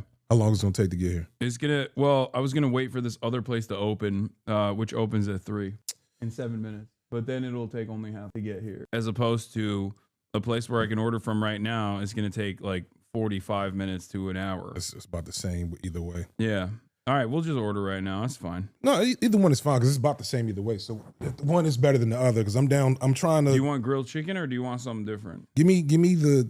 Is this Mediterranean? Yeah. Give me a grill. You got a shawarma? Is that Mediterranean or do I do a racism? It's not healthy. I gotta be healthy. Fuck, you're right. I'm gonna get you what I get myself. Yeah, okay. That sounds awful, but I'm gonna do it. Okay. Because I'm trying to lose weight. I'm gonna get you one thing of chicken. Like I eat 2, and you're gonna get 1 because this is my. And then problem. I'll give you a treat on the side as well. Shawarma's not healthy. It's like no, it's so fatty. Here, I'll get you. No. I'll get you chicken shish kebab as well. Okay, which is like a little more still healthy, but like a little, Here, I'll get that with bulgur as well, so you can. I have lost like 15 pounds. In the last slowly in the last year or so because I just started. I think the end of 2023. Yeah, end of 2023. I started working out regularly for the first time and since I had kids. And so from I think 2023, I was probably like 310. And so I'm down to around 290 now. And because I'm in my 40s, so weight doesn't drop off like it used to. But I'm looking at myself I gained a bunch of weight going into COVID. During COVID, I gained a bunch of weight, especially doing this. This is sedentary. And then I was locked in. I didn't have I used to edit all my own shit. Shout out to my editors, like I said. Shout out to Oni Simone, who's a long time chatter for you, like a long time chatter. Yeah, I got him a bunch of for Socialismus. I got him a bunch of streaming equipment too. Oh, dope. Yeah, Oni's my new editor that I got after an old editor I had to let go. Who is doing he's actually just sent me a video I'm gonna drop on my side channel about Shannon Sharp. Shout out to Babilla who also edits. Shout out to Overthrow Media who edits. Shout out to Zassman who edits. And even shout out to Nick. Nick, says still fucks you. Got love for you, Nick. Hope you're doing okay. But what the fuck was I saying before? I wanted to make sure I shouted some people out. Oh, I gained a bunch of fucking weight because I was editing my own shit. And I was doing when I first started, I was doing 2-hour-long videos a month. So now I'm at one 90-minute-ish video every 2 months. And it's done, the work is spread between me and at least one editor, if not 2 or 3 sometimes. But basically, the video I first had you in, where at the end of it, I had a panic attack and I was freaking out because I was like, I finally am, I'm in a position to let my wife stop working and then I'm about to die and she's going to have to collect insurance off me. You're not. You just gotta get back on track. That's it. Well, I am on track. I'm on track in terms of habits. Food is tough though.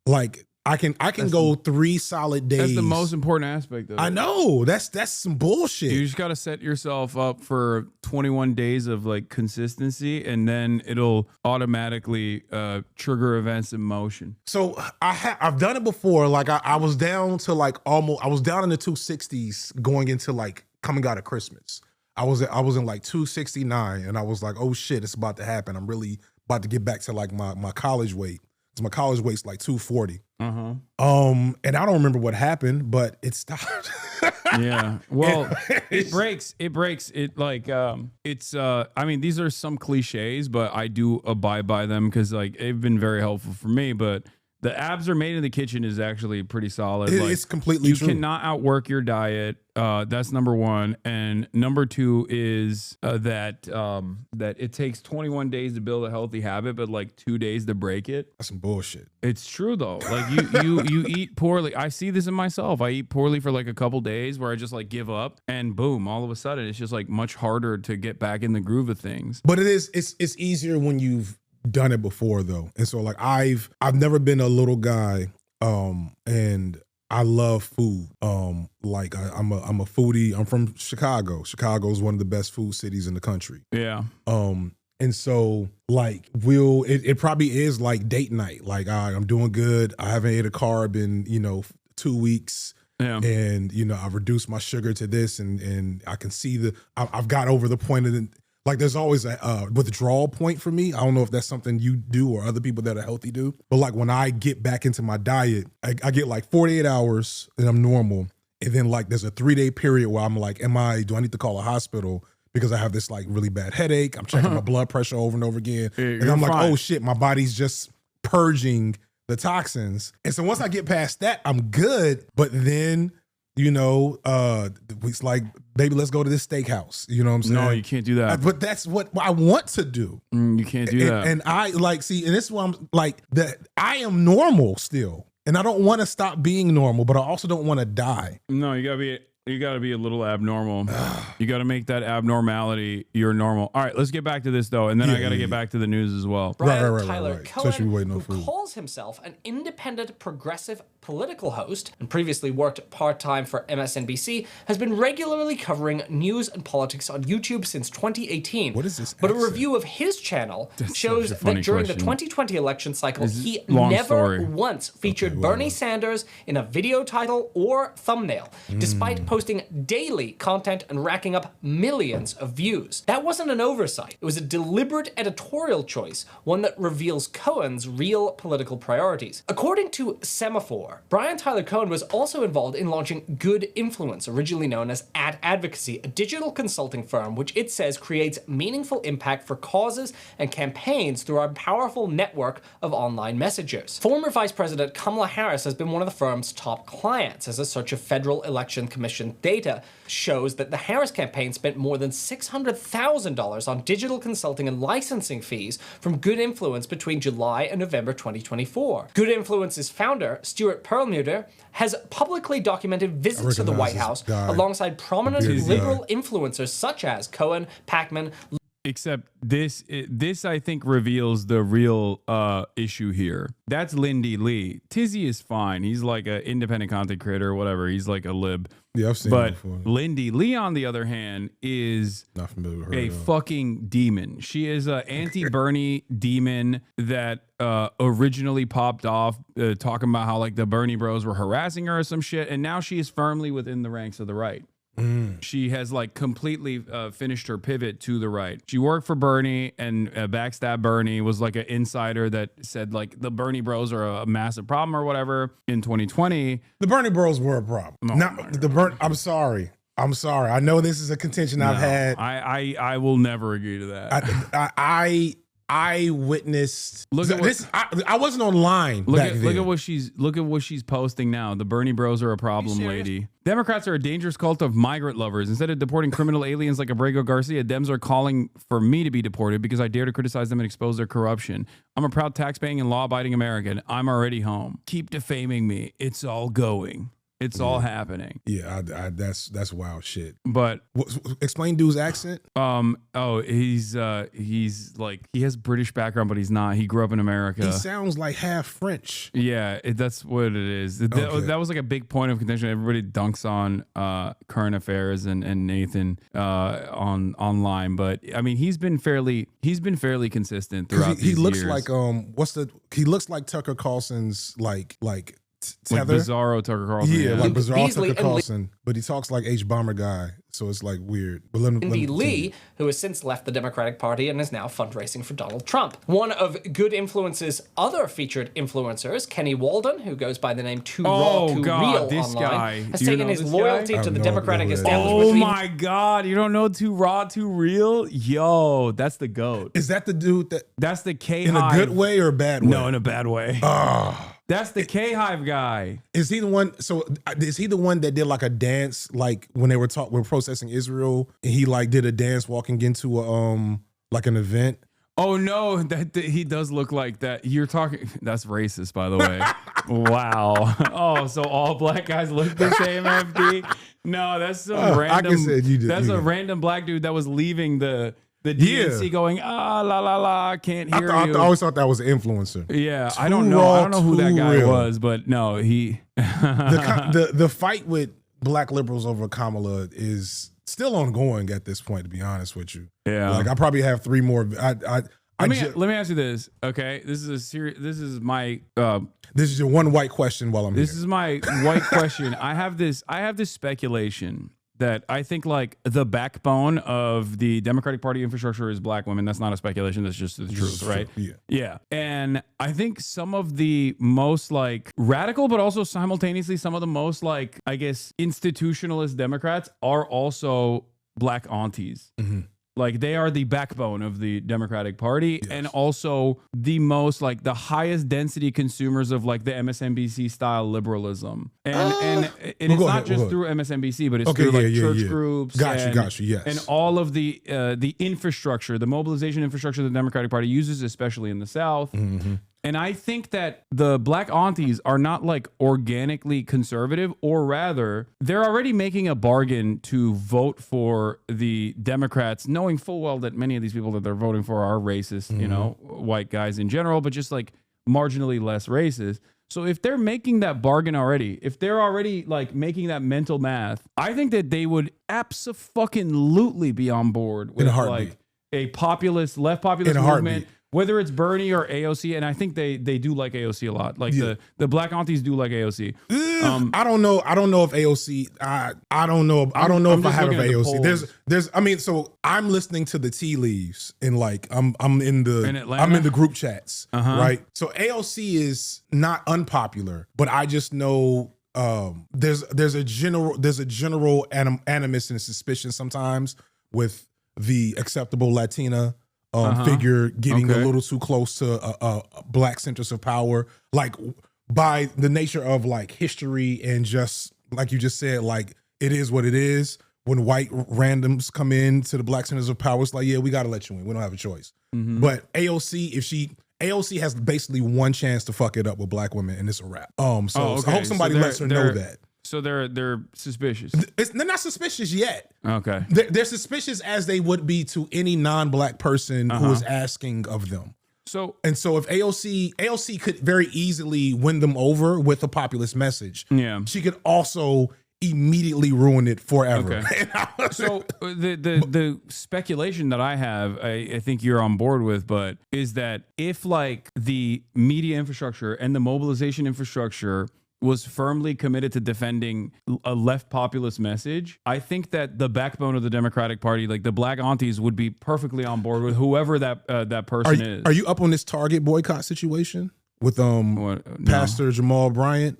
So I go to my channel real quick, and you can see a picture did I put that on B-sides, or go to my posts? I think on B-sides. So, and this is exactly what you're talking about. It doesn't surprise you that you don't know, because it's very church auntie core. Go to posts, scroll down, some more Shador, football, Shannon Sharp. Oh no. Okay, go to the main channel. Oh, did you play South of Midnight? I'm like an hour and a half like in. It? Yeah. Well, the gameplay is not great, but its story is great. But I suck at like keeping on. Go to my main channel. That's the side channel. Okay, so it's not on the side channel. It's not on the side channel. It's on the main channel. Shout out to Pastor Jamal Bryant. I'm still waiting for that email to come back through. I'm trying to, because one of my pet projects is like, okay, what you're saying is correct, and keep going. You post a lot. Yeah, that's part of there we go, right there. That's Pastor Jamal Bryant. Now Jamal Bryant has some L's in his history. He'd be the first to admit that, I hope. But right now he is leading a Target boycott after Target got rid of their DEI stuff. And so that has gotten him. He's calling it a new civil rights movement. That's gotten him looks on. He was just on the Breakfast Club like a couple of weeks ago. Okay. I don't know. I don't know the veracity of how much Target's been affected explicitly by the boycott. But what it is doing, what has me interested, is it's a mobilized, like, grassroots movement, at least as far as I can tell. Like, this was a Tuesday night at a church that wasn't even his. And like, I'm of the same mind of you, which is the Democrats. The American left, historically, the seat of power has been black people, right? It's the people who are closest to the problem that are more interested in solving it. So there's like a value in getting, if like, even just the black church with all its warts and problems, the black church was the civil rights movement, like, home for a reason. Yeah. And so, like, there is definitely a value in, like, black folks are not beholden to the Democratic Party. They're not beholden to, classical liberalism. The black folks have constantly, even in the socially conservative, even with social conservatism being more popular among black people, all polling about actual socialist policies has been more popular with black people than any other group in the country. So all it would take is the right messaging and the proper responses to get people moving. The problem is it's multiple problems. One problem is the liberal black excellence, black capitalist wing of this same coalition is very, so like these same aunties, right? Their granddaughters do not fuck with them. And there is an overt, like, when Kamala lost, TikTok blew up in so many ways between black liberals who were like, we're going to go to Starbucks now, and black leftists who were like, you all are spineless and full of shit and we'll never forgive you for this. Yeah. And like, there's mending that will happen, especially around, in black community. But you're not wrong in saying that if this happens, like, if someone comes to them with the right messaging and, gets there first and gets there with the appropriate, what's the word I want to use here? Come there with appropriate messaging, but also, like, here's the deal, right? This is our actual plan. This is what we are going to offer you that we can assure to deliver on, versus, do you want Trump to be president again? You know what I'm saying? Or do you want insert whoever runs then to be president?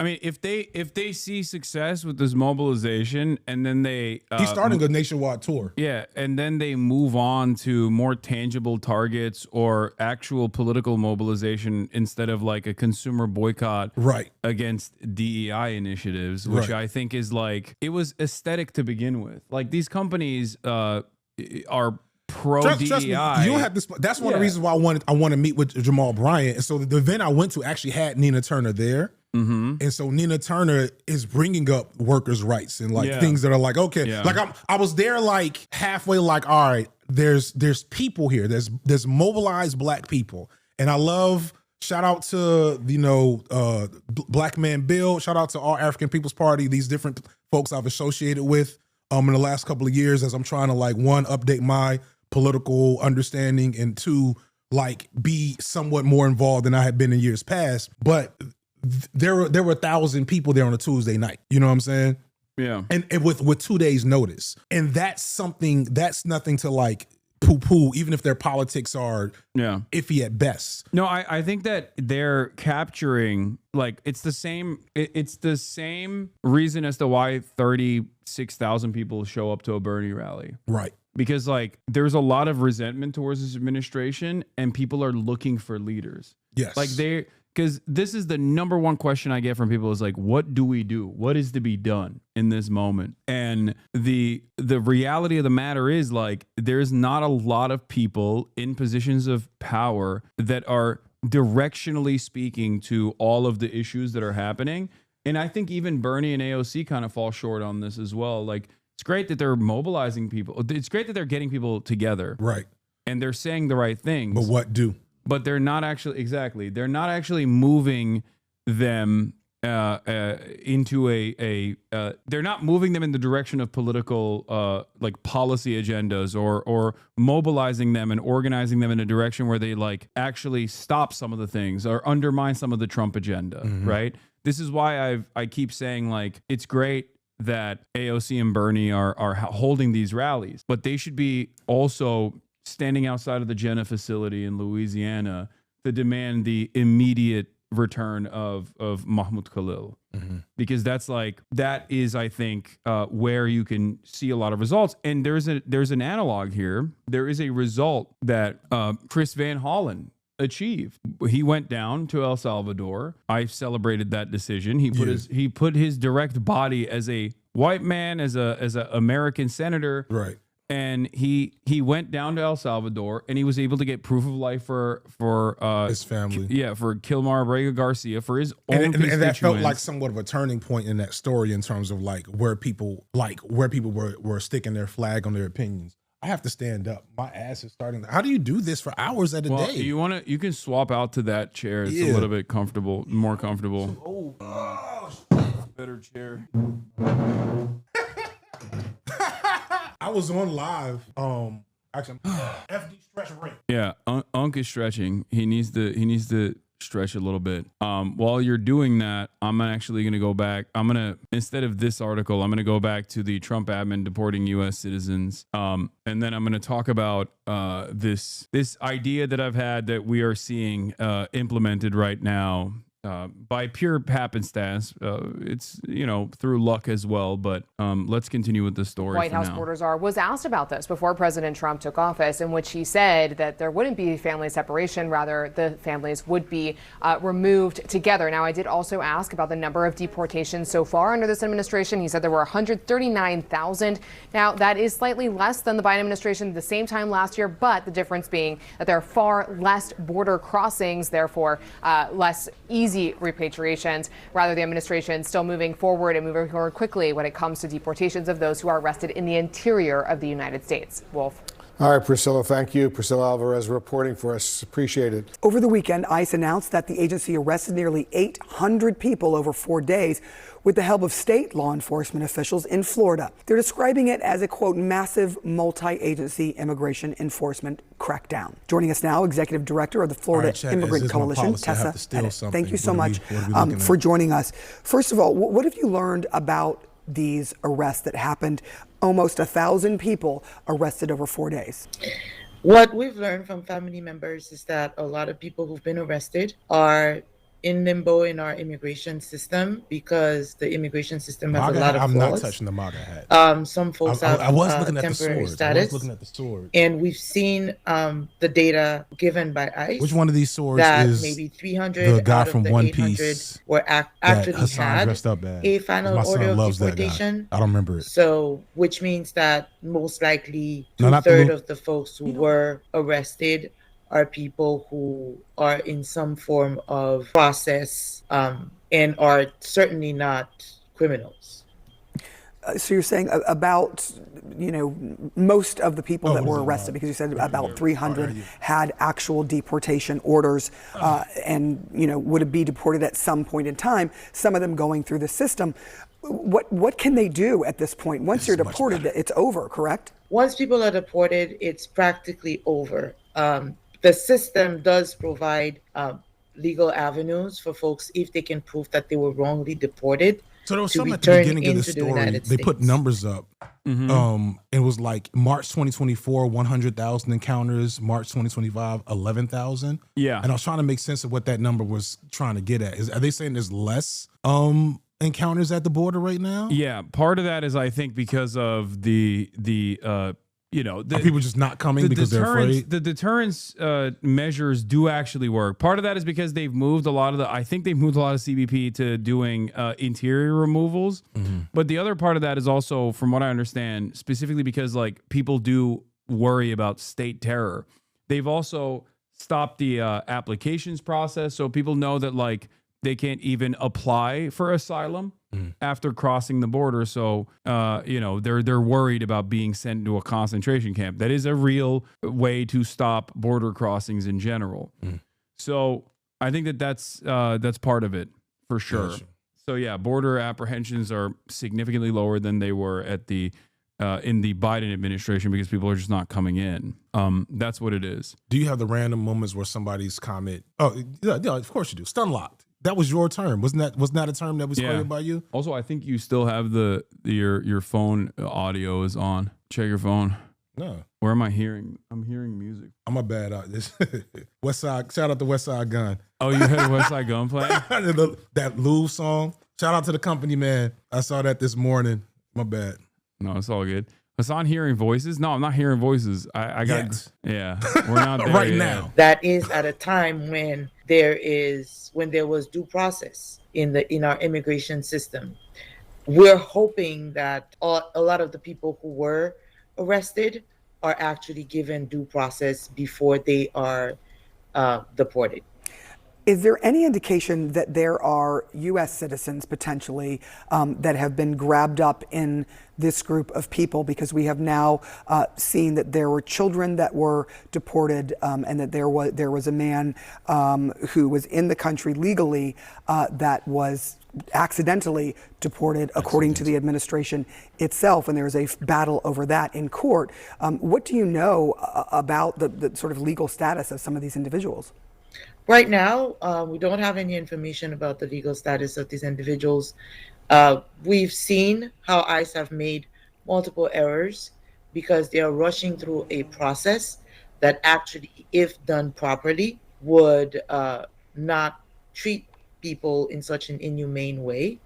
We hope that they're not only not undocumented, not U.S. citizens in those that were picked up, but we also hope that everyone who was actually detained is given a chance to have access to a lawyer and to prove their right to be in this country. It's like even as I'm curious to get your take on hearing from the president. I want to hear this part.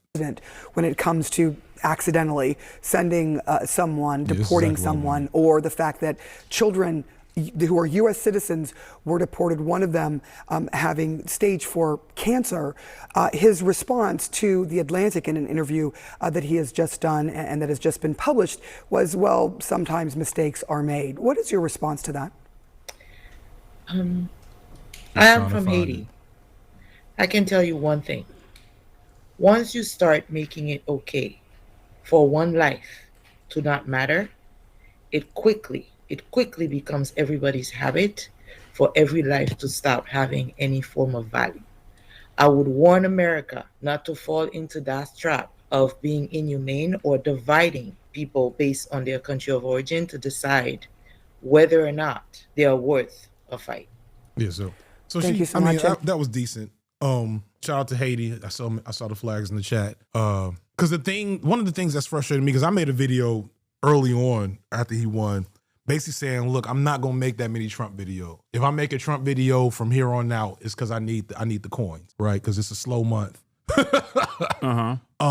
And the reason for that is, and the reason for that, what sometimes frustrates me about this, but also I think people are frustrated by, is that they're still behaving civilly around this shit. And like, I understand the necessity. Well, no, at this point, I kind of don't understand the necessity of civility. You know what I'm saying? Like when you see Barack Obama sitting next to Trump and George W. Bush at somebody's funeral a month or two ago, and it was like a week after you were telling the country that these are fascist oligarchs trying to take over the world. Like, I saw there was a video the day of a picture I saw the day of like the black CNN anchor sister, I don't remember her name, and Abby Phillips, and then some like white, I'm assuming Fox News pundit. I didn't recognize them, but I could tell from the response in the caption. I think you're referring to the clip that went viral a couple days ago, or even yesterday. I think is that from when the clip was, or from a while ago? I can't. No, this happened. I just saw it today, so it may have happened yesterday. Yeah, it's either Kevin O'Leary or Scott Jennings. Kevin, was he bald? No, silver-haired white guy. Oh, Scott Jennings. Yeah. Okay, yeah.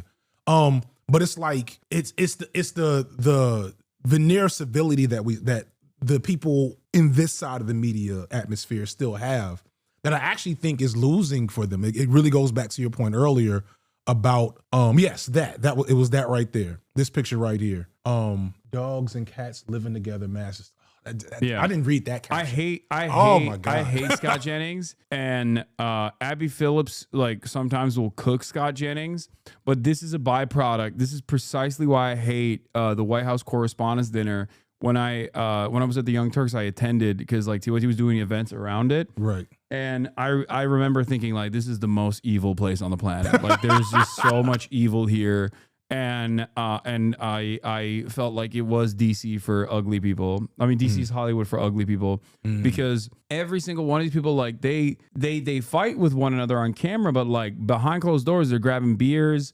Like I remember it was in the first Trump term when I went to the White House Correspondents' Dinner, like events. Right. And I remember going to an event and the entire room lit up when I think it was like Sean Spicer that walked into the room, and all these like liberal commentators were excited to get photos with him because he's famous. And it's like, what do you mean? Like this is a person, this is a bad person. Like he's a liar for this bad administration.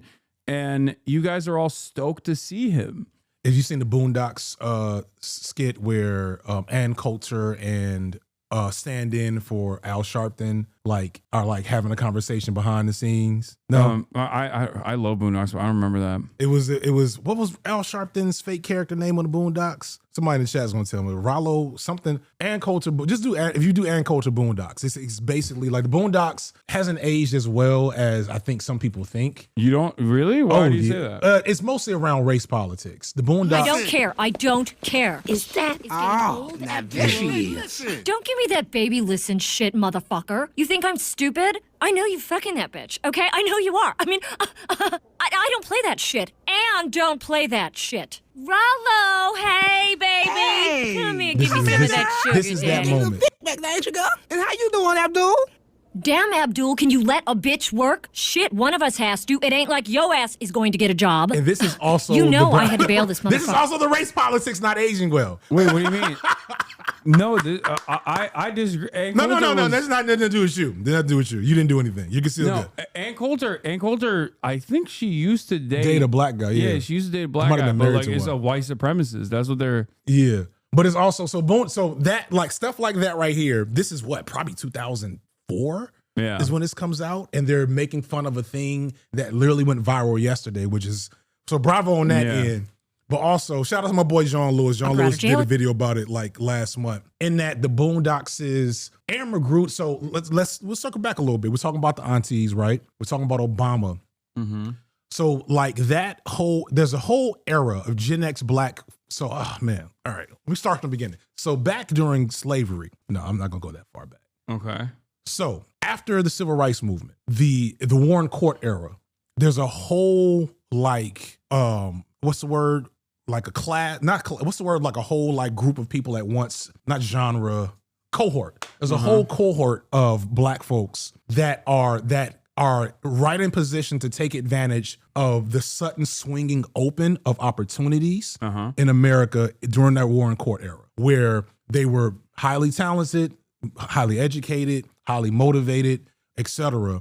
And they said, all right, they just took down, they gave us what we wanted. So we got to get in there. We're going to get the brass swing, America, whatever. And so that cohort are the parents of Gen Xers and old millennials, right? Those are like boomer era folks that shaped black culture for the last essentially 40 years, right? So like I was brought up, and this is a point I come to in a lot of videos. Du Bois has a speech about the talented 10th. And that Du Bois speech was one I heard in some form or fashion numerous times growing up. From a kid to even in college. The college I went to, Clark University, was founded by Du Bois. So he's the founder. So they should know him through and through. And I will always hear this talented 10th story. The talented 10th story is basically saying, we need 10% of all the black people to go out there and achieve and do good. And essentially trickle down economics, we get freedom and liberation. Now, what everybody always leaves out is that Du Bois rejected that later in life. He wrote an essay called The Guiding 100th, because he said, you black bougie Negroes are losing your fucking minds and you're not doing anything to actually address the problem. Yeah. You were race conscious, not class conscious, right? But the rhetoric is already stuck in. Shout out to Black Power Media, my mentor, Dr. Jared Ball. It was Nixon who said we need to replace black power with black business and black economics. Black entrepreneurship, I think, is the actual term he used. And that shit has worked. That has worked deeply on so many levels. And so that generation, that cohort of black folks who had access to liberal schools and art and media, etc. They were also at the forefront of saying, well, hip hop is too violent, and black people need to pull their pants up, respectability politics. Bill Cosby's Bill Cosby in the middle of and show you how insidious it is. When Bill Cosby was first getting investigated, when people were first starting to talk about accusations around him, he went on a speaking tour where he went to colleges and universities and started just saying the real problem with the black community is other black people. He sounded just like Candace Owens. Yeah. And so I say all that to say, Magruder is a product of that generation. Magruder is a product of that ideology. And I always hold space because, in a lot of ways, he's not that bad. But if you know the language and you go back, like, trust me, you get some of the peers I've been helping the platform to go back and watch, even if it's a scene like this is playing into a lot of not so nice stereotypes around the type of black man to be with an ant culture. Yeah, I mean, Riley is like the perfect. No, Riley was good. It's not Riley. Like, Riley is still Riley's still good because he crosses the line twice, but I always thought he was a leftist. Like, I always assumed that he was. You're talking about Huey. No. I'm talking about Magruder. Magruder is a leftist. He is a leftist, but like you know firsthand, leftists don't always have the best race politics. You know what I'm saying? Yeah, but he's black. But black people don't always have the best race politics. For me, I always thought maybe it's because, like, again, I grew up in a country where there's no black people or very little number of black people. And for me, it was like Boondocks was my way of like developing an understanding of black culture and black representation in America. And it still is. So it was definitely better. We're than talking like about else. We're talking about clothes. Oh yeah, way better than it was. It was like I said. This is 2004, seeing into the future, but it does betray. This is not like this is close reading stuff. This is stuff you had to kind of catch on the back end. It's people like Magruder, folks like Killer Mike, right? So Killer Mike is, I believe, good overall, but Killer Mike also has you kind of get what I'm getting at. I know what you're talking about. The first episode of his Netflix series literally was like, black capitalism is going to save us. Exactly. And it was like the antithesis to kill your the masters. Solution, that and also the solution to the solution for black liberation doesn't come from black capitalism. It comes from socialism. Right. It's like the exact opposite take of Killer Mike. Right. Exactly. And that's kind of the thing there. It's like going back to this auntie question, the divide. Like the difference, the space between, I think, white liberals and like white leftists is much, much further apart than black liberals and black leftists, because all of us are coming out of the same like overall environments, but there's so many elements of class politics that are underexamined that like we can call y'all on y'all shit, but you can't. Like if I came up here and did a black capitalism, remember when Noah Sampson went after, what's the girl's name? She was from British like shill grifter. I don't know the exact details, but like she was like trying to be like Candace Owens, right? Candace Owens, yeah. So when he went after her, I pulled Noah aside. So you're not wrong, but no, don't do that, right? And he's known that from jump, like since then. Yeah. And so what that does though is it puts certain folks like a Magruder in a difficult, unique, and eventually sometimes dysfunctional position where they're speaking on black topics at a scale much bigger than any other black person with a voice can. Mm-hmm. And they have the opportunity to shape the way people see the world that will only see it through their vision. And if they're got some respectability politics they haven't worked out on their own, shit like this pops up. You know what I'm saying? So I get a lot of, I catch a lot of flack even for Candace Owens, like ripping into her. Yeah, well, Candace, I think we've kind of we just let y'all ride on a lot of Candace's shit, especially now. Yeah, no, I'm saying like in the beginning, when she was popping off, and she would do like a lot of like very obviously white supremacist rhetoric. Yeah, white supremacist rhetoric out of a black mouth with the right aesthetics. You can get are you familiar with Charleston White? Yeah, of course.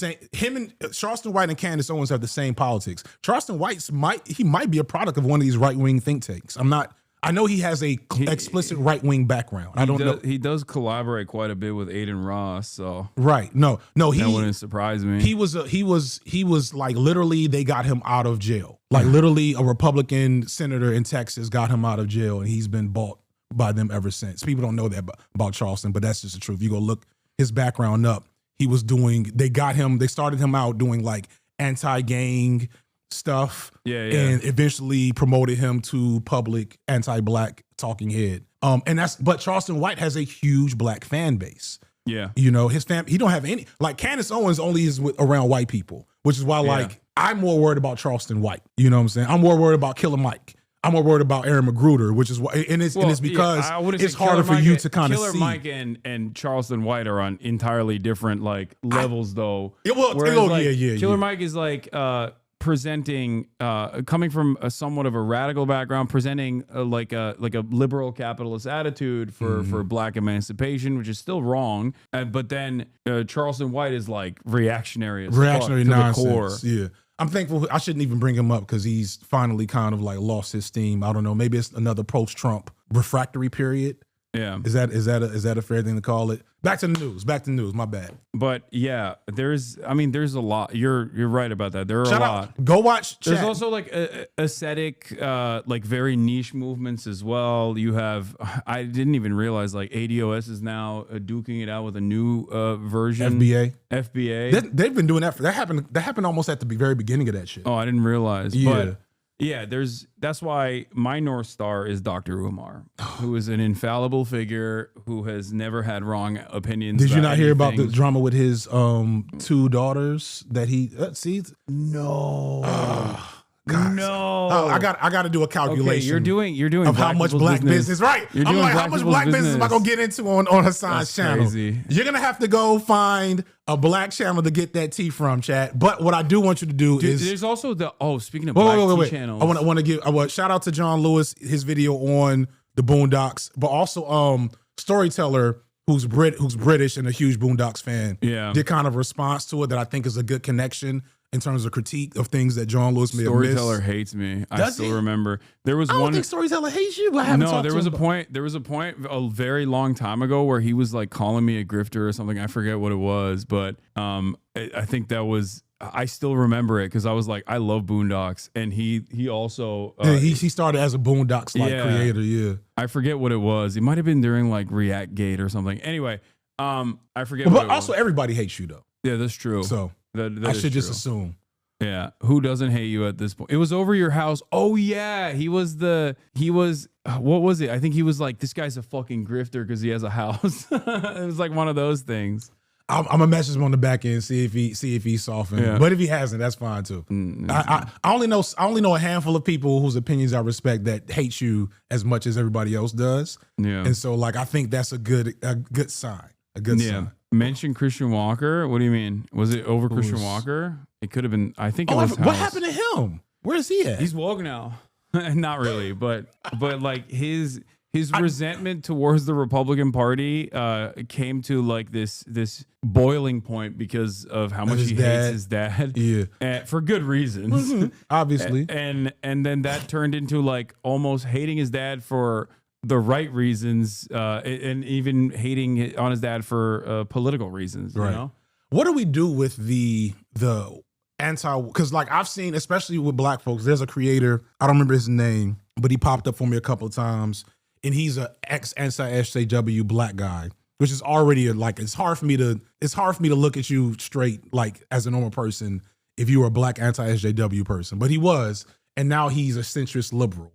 Who is this person? I don't remember his name, but he's British. You said? No, he's black. He's black. Somebody in the chat. You be British and black. Well, he said no. He's American. Nah, he's black. Sorry, Storyteller. Sorry, the Storyteller. Sean the Black says Rashad Crenshaw. Rashad Crenshaw. Yeah. I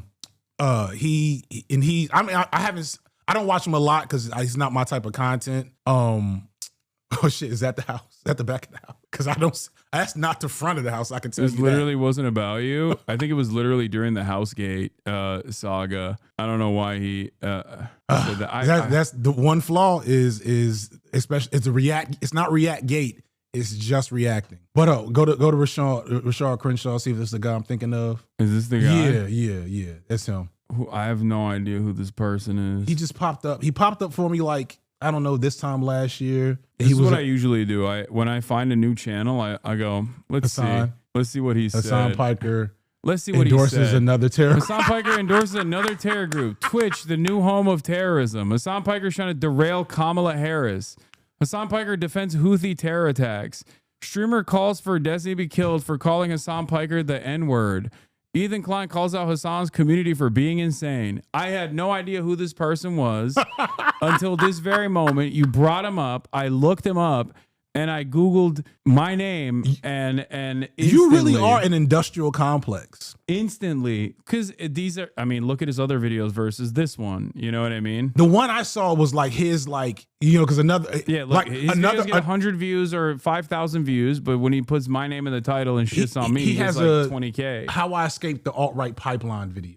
Mm-hmm. That's the one I saw. And it's like he didn't escape it. You know what I mean? I mean, there was a lot of R slurs in the video. Yeah, some of these guys will be like, "Oh, I escaped the alt-right pipeline, and now I'm in the alt-centrist pipeline." I guess, like, it's so funny though, because there's no home for this kind of politics. Like, there's no organic.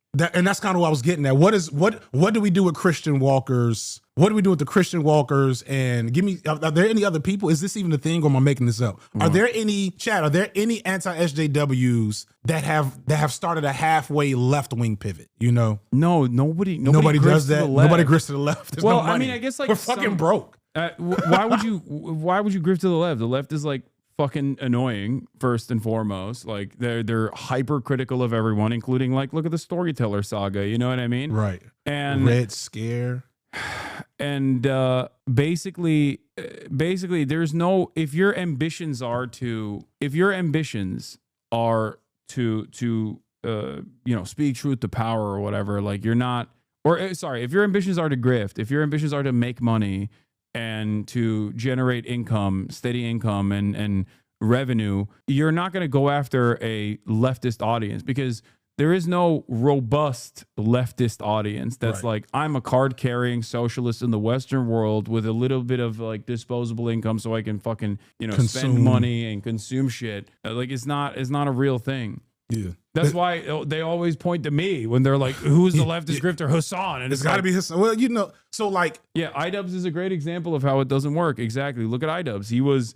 When he was saying the N-word, he was popping off. And then when he apologized for saying the N-word, everyone was like, you're a pussy. We hate you. I find iDubbbz. So iDubbbz actually is exactly who I'm talking about. That's probably who I was thinking about and didn't realize it. Because he really went to this guy. Some black guy? Oh, I remember him. He's brought me up a couple times, but I don't know who this guy is. He's some black. He's some black guy. That was this is why I can't fuck with black anti-SJW people. Wait, he seems positive. Look, he says Elon Musk gets beat the fuck out by Hasan and AC Shadows. He's from the OG anti-SJW community though. Like, maybe he's made a pivot. That's what I'm saying. That's what I'm saying. Him, who's the original? The OG is Amazing Atheist. So him, Amazing Atheist. And a couple of other. Spoon on Head. There's another example. Kind of. Shoe on Head. Whatever her name is. I don't know either. I consumed like 30 total seconds of her content, I think. I mean, she, I've paid attention a little bit because she's ostensibly making video essays. Yeah, some black guy was. I never watched any of these people for real. I've only heard about them through the deep lore of understanding the space. But I know a lot of them, they didn't start out as like when the anti-SJW said, okay, but now we're Nazis now. A few of them were like, I don't know. I think I just hate women. Yeah. And Muslims. No, they're always looking for a new place where there's like some semblance of like permissible bigotry. Right. That's what it is. And that's why some of them take the Islamophobic pivot, because like there's always, you can tap that well. Right. That runs deep, right? For I think Abba and Preach, they went for the transphobia angle as well. They sometimes like manage their positions real well in terms of like They go after like the fresh and fits of the world, but then also at the same time they're like, you know, I'm gonna spend a lot of money on and a lot of investment, a lot of time commitment to like the 12 trans athletes that have ever partook in sports. I'll give them credit, even though I don't fuck with Abba at all because of his Destiny dick riding. But he actually dropped them, right? Well, now after he's a sex pest, he dropped them. Like he doesn't get credit for that in my book. Yeah. Well, I think Well, I guess it could be worse. The depraved nature of online content, I will give credit to someone for being like, okay, you were doing revenge porn on like all of your partners that you called orbiters. Like that's fine. I think weirdly enough, like there's a shit ton of people who still support him. I am forgetting that. It's freaky as fuck out here. But also, the food is here. Dope. Fuck was I talking about? Oh, but Abba and Preach, they did do, because after I called them out in one of my Manosphere videos, I noticed that a lot of those anti-trans videos were gone. And then it feels like they've slowed that down a bit since then. But I haven't paid as much attention to their content. I think they're just kind of doing general pop culture. Look at this weird person. Usually it's a woman. All right, this is the real. So it's interesting because like I said, they managed that position. Like they didn't dive so far into the fucking like, because that pivot, if you go far right, you're gonna eventually start talking about Jews. Yeah, and that's precisely what happened with Fresh and Fit, Fed and Fat, where they started doing that. I got invited. Shout out to Sisyphus. I'm gonna respond to your email because I got invited to the same thing. They got invited to Oxford to talk at some type of thing in Oxford. I got invited to, and I is it Oxford in England? Yes, I got invited to. I didn't know they were coming, but I denied it just because I didn't want to go back to England because I had just I got an email from them like 2 days after getting back to the States, and I was like, I'm not getting on another 12-hour plane. Is this the thing? Wait, where's the shish kebab? Uber fuck us up. Oh damn! Instead of shish kebab, they just gave you grilled chicken instead. No shish kebab. That's fine. So you have 2 plates of grilled chicken. All right, this looks good. It is good. You'll like it. This smells good. Yeah, I promise you, it's good. This is not, and this is why this does not look or smell like white people food, Hasan. Which is why you will always be a brown. Do we call Middle Eastern people brown too? Are you guys just with? It depends. Like, I mean, you know my take on this. I say I'm white. I look white. I feel like me saying like I'm. You POC, are very white. I can't. Yeah, I when I try to dance, you can really. I mentioned West Side Gun earlier in the chat. No, I know West Side Gun. The chat was like somebody said Hasan is so far from West Side Gun. There's an aircraft carrier between. Yeah. That chatter doesn't know that I do fuck with West Side Gun. All right, here dope. Yeah, you like it? Look at this. This is just Mediterranean food though. So look at this freaky shit that I do, where I weigh my chicken to see if I'm getting the proper protein intake. Yeah, see, that's where you lose. I do it because like I want to make sure that I'm getting enough protein. That's why I ordered 2 of these. What is this exactly? That is a very spicy pepper. Oh no, I don't need that. You don't fuck with spice? I don't fuck with I fuck with spice. I don't fuck with spicy because I get really bad heartburn. Oh yeah. And I just have the mouth of a child. Give it to me. I'll eat it. Okay, I'm gonna roll that back. Yeah, just dump it in there. I can't eat without watching TV. I'm an American, so what we got? You can't eat while you're watching without TV? watching TV. Oh yeah, that's how I roll. This is my favorite thing. I'm American. I'm a child of the 80s. So. Yeah, I'll cover the Canadian elections as well. Please, Canadians, stop fucking chirping. Yeah, let's go to Canada. My future home. Especially what they up to. Yeah. Their situation's not great either. They got a fucking banker that's probably going to win the election in the best possible scenario. That's the best possible scenario. Yeah, that's the best possible scenario for Canada is a fucking banker. Great. Worst possible scenario is a Trump dick rider that wins with all the animosity against Trump, which would mean that like all these dudes actually do love the Trump wants to make America fucking Canada America initiative. All right, but the results of our we got Trump's lowest approval rating in any president in the past 80 years here. And this is something that I've been talking about that I've been trying to explain, but a big part of this, especially even on the immigration side, where Trump is finally reaching disapproval for the first time ever, like a net disapproval on immigration, which is supposed to be his strongest, his strongest aspect of his campaign. The reason why is because finally the Democrats have made a big fuss about it and the media started covering it. And eventually, once the media started covering it, people were like, oh my God, I had no idea. This shit is depraved. This shit is fucked up. And that's precisely what I said would happen. And that's precisely what those aren't spicy. Yeah, it's just a tomato. Oh, you don't fuck with tomatoes. Okay. Heartburn. Tomatoes give you heartburn? Yeah, red sauce gives you heartburn. Damn. Not yet, but give it some time. Keep sitting here in this chair. I mean, yeah. 40 hours a week. I hope not. Every single thing, he has fucked up basically every single goddamn thing, from immigration to foreign policy to trade to lowering costs of goods, all this stuff. And, some Democrats have at least like pushed the needle, pushed the conversation in an appropriate way. And therefore media is covering it. And therefore, lo and behold, his approval ratings are going down on that front too. And I'm glad that they've done that. New poll on President Trump. As we approach the 100-day mark, he has the lowest approval rating of any president in the past 80 years. Chief White House correspondent Mary Bruce has the story. Good morning, Mary. Good morning, George. Well, our new polling shows that the president is facing real challenges as he hits the 100-day mark with historically low standing for a president at this early point, even on the issues that helped propel him back here to the White House. This morning, as President Trump approaches his 100th day back in office, new warning signs about how Americans are viewing his work so far. Just 39% approving of how he's handling the job, according to our new ABC News Washington Post Ipsos poll. That's the lowest 100-day approval rating of any president in the past 80 years. Fake polls. On the economy, Trump promised to lower costs and boost growth, a message that was key to his victory. I will instruct my cabinet that I expect results within the first 100 days or much sooner than that. Now, 53% say the economy has gotten worse since Trump took office, with 72% saying it's very or somewhat likely his economic policies will cause a recession.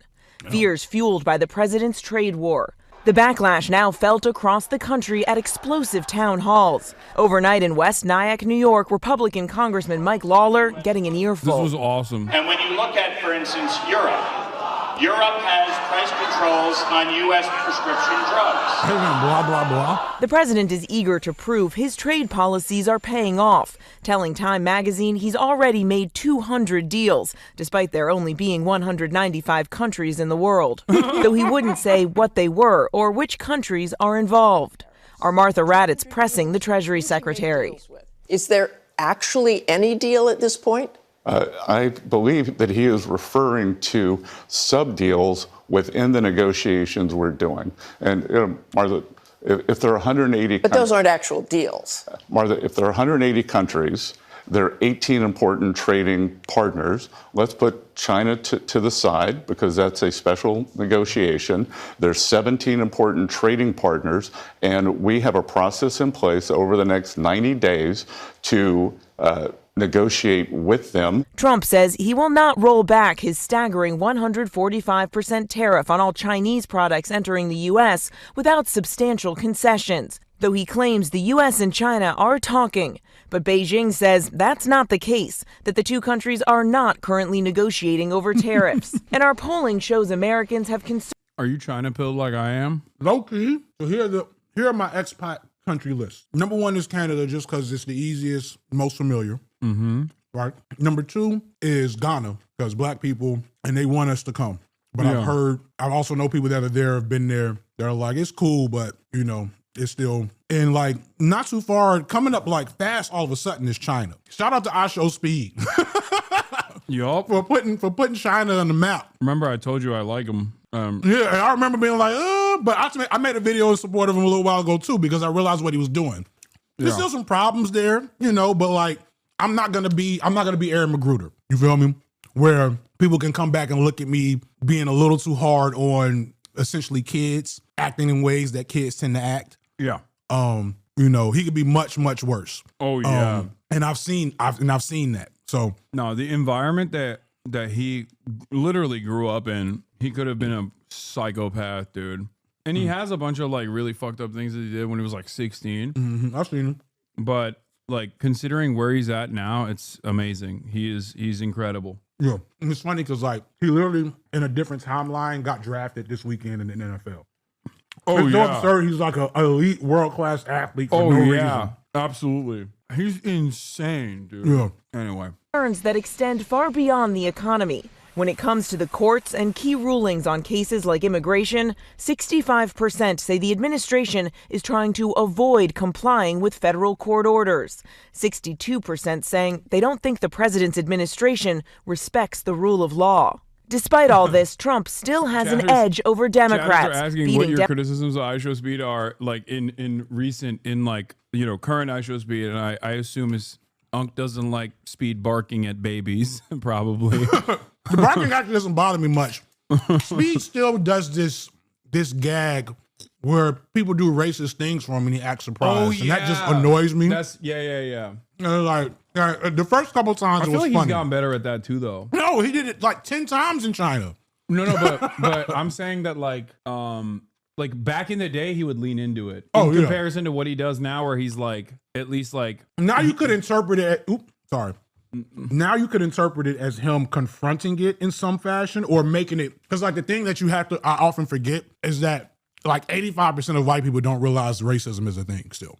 Yeah.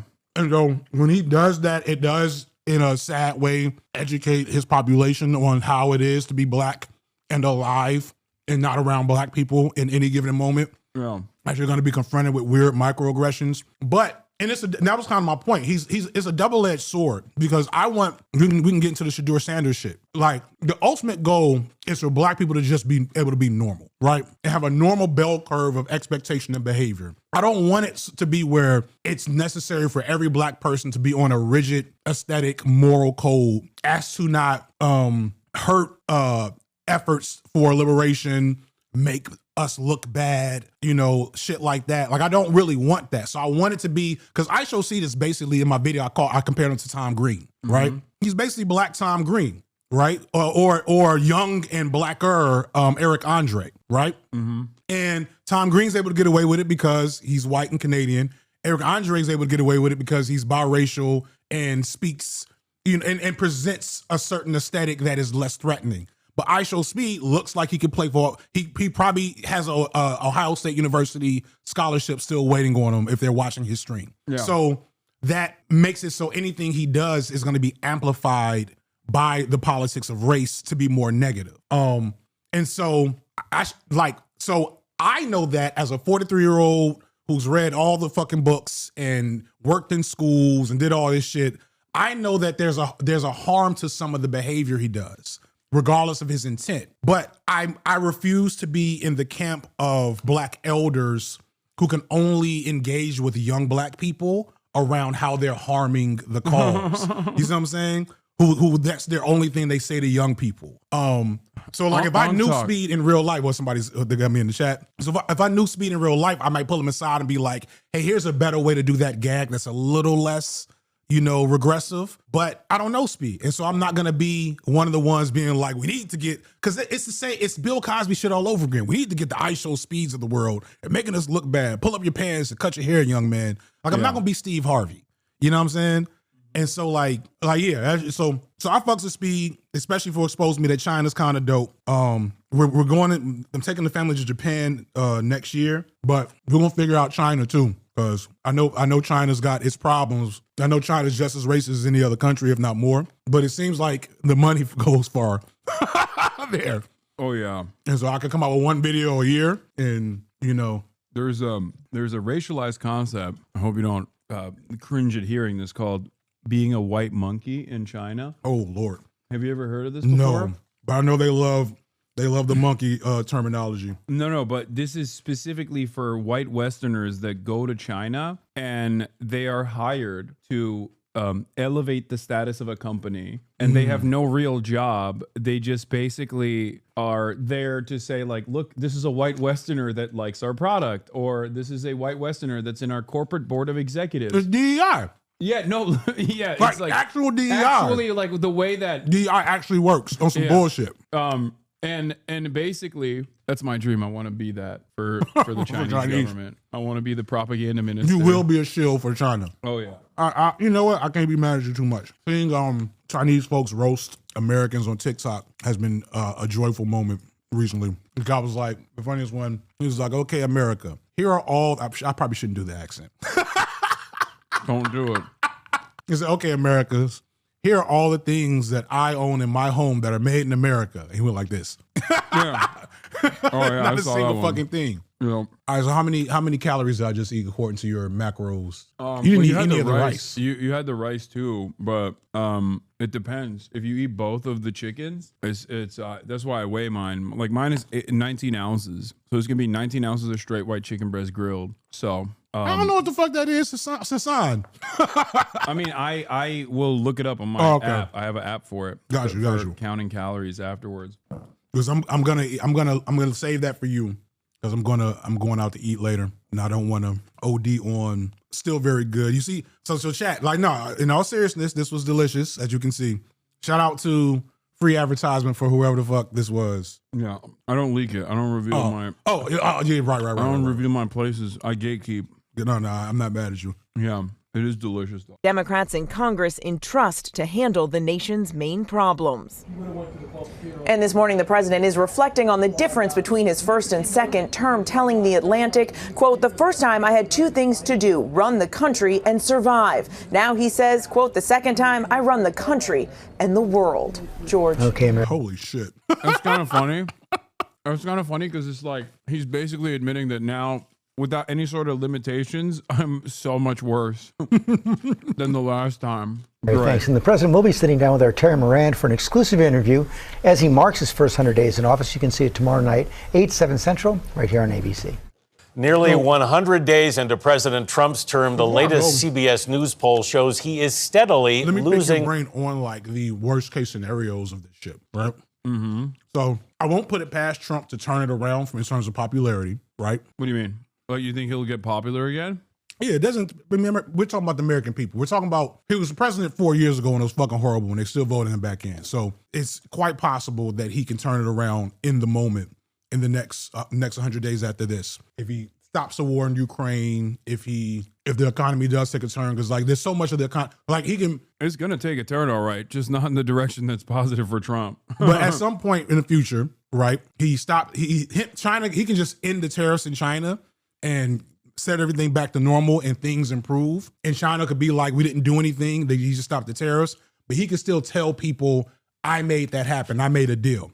Yeah. And no one will call him on the fact that he fixed the problem that he caused and just set things back to neutral. That's classic Trump. He does that all the time. Right. For sure. So you can't put it past him that he gets his popularity back. No, I think he, my suspicion is, first of all, we haven't seen the worst impacts of his exploding trade shit yet. Like, we haven't hit the trade dead zone yet. That's coming next month when the lag in supply finally becomes the reality in the form of empty shelves. Mm-hmm. Because it takes around 55 days minimum for goods from China to come into the United States. And we haven't reached like the actual shortage yet. Right.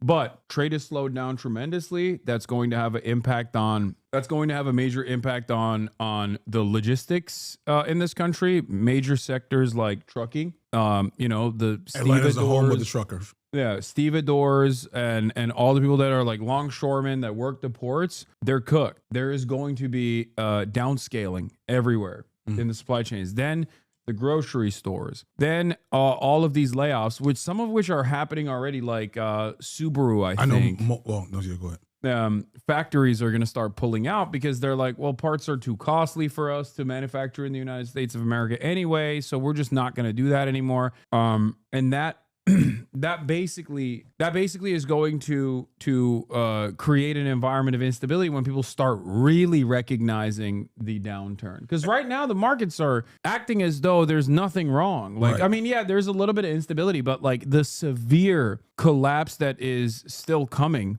they are simply not looking at all. And it's like kind of shocking to me that like even retail traders even institutional traders are not factoring this in. And so with that in mind, right, with that in mind, as things get really bad, people get more desperate and shit gets realer.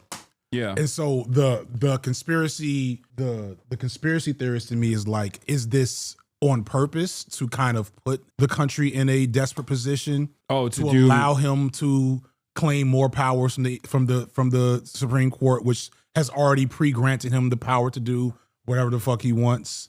Like, so we do get Trump 2020 infinity. Yeah. 2028 to infinity. I think he's too stupid to implement like a thing like that. I feel like they're too dumb. I think what you see is what you get in many instances where like Trump literally is just doesn't know how. He's been obsessive with trade deficits in perpetuity, and he unironically is too dumb to recognize how to redesign global trade after multiple decades of America moving manufacturing, offshoring manufacturing, and becoming the global reserve currency post-Bretton Woods to get cheap goods and become the global reserve currency as a consequence of that. Right. Like that scheme was designed by the United States of America. Right. I think he genuinely wants to change that because he has a real national security concern with respect to China shutting off the manufacturing faucet. And that's an understandable national security concern to have if you are desperately trying to gear for war against China. Because as the Chinese government did, you can just say, okay, well, there are some key resources that I will no longer send to the United States of America. And they have a damn near monopoly on the procurement of these natural resources, rare earth minerals that are necessary for defense, that are necessary for virtually everything, right? And more importantly than the procurement, which you can, go to Congo and cut a side deal if you want to, right? But you can't build a refinement processor, like a refinement facility in the short time necessary for all of these like goods that come into the United States of America. And China currently maintains a monopoly on the refinement. Right. Yeah. People in between my glazing of China, let's not forget that Elon ain't got nothing on, Elon's dad, I should say, doesn't have anything on insert whichever Chinese mega corporation is pulling all the cobalt out of the Congo. The Congo would be, if Wakanda was a real place, it'd be in the Congo. That's how valuable their land is. And for the record, like Chinese ownership over these natural resources have not necessarily been bountiful for the people of Congo either. Not at all. It's just that they are a far better ally to many African nations than the West has been historically because they didn't do chattel slavery. And also, it's not built into their like social fabric of the way they see themselves. They didn't do chattel slavery, and they offer significantly better loans as opposed to the World Bank and IMF. So these guys are like, yeah, fuck yeah. And they don't even like try to do destabilization as long as we play ball. The destabilization happens anyway though because of the nature of like enduring cultural aspects that they're enduring cultural conflicts that they create that they're indifferent to. But we're getting off topic because I got to get out of here so I can take a nap before I go meet with some folks. So the irony is, so what you're saying kind of confirms to me in my head is he's low-key accidentally destroying Western hegemony. Like American hegemony may not survive his presidency. You know what I'm saying? Yeah, I think he's accelerating America's demise. I think it's an inevitability because of supercharged capitalism. But I think Donald Trump is accelerating the inevitability, accelerating the demise of the United States.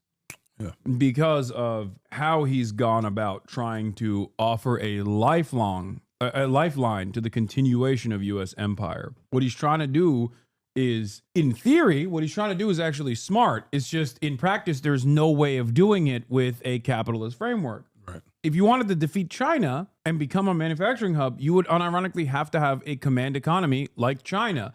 But that would require a complete reversal of like what America stands for on the global stage as the defender of capitalism. Right. So they're not going to do that. And even if they were to magically overnight turn into China, there's still a tremendous amount of factory building and a robust infrastructure that you have to build, like a manufacturing base that you have to build, and training that you have to do for the American labor force. Right. That would take at least a decade to fulfill. And Trump is not going to do any of that, clearly. He just wants to get promises from wealthy friends of his, wealthy benefactors of his. And then that's good enough for him to be like, oh, I'm getting $7 trillion of investment, which is a fucking lie. So yeah, that's the major issue. I think that like we're heading down a really scary path. And I don't think it's because Donald Trump thinks like, oh, I'll use this economic instability to my advantage to do. So it's not giving like martial law. We're giving him too much credit in terms of like him trying to be a dictator,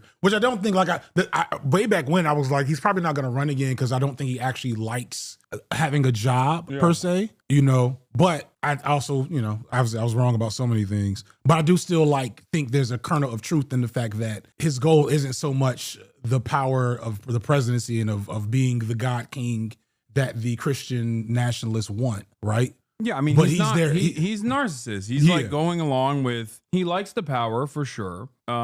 It's not that he likes being president, but he likes the idea of being dictator for sure. But I don't think he has enough foresight to set acts in motion to achieve that. He's not Machiavellian enough. Yeah.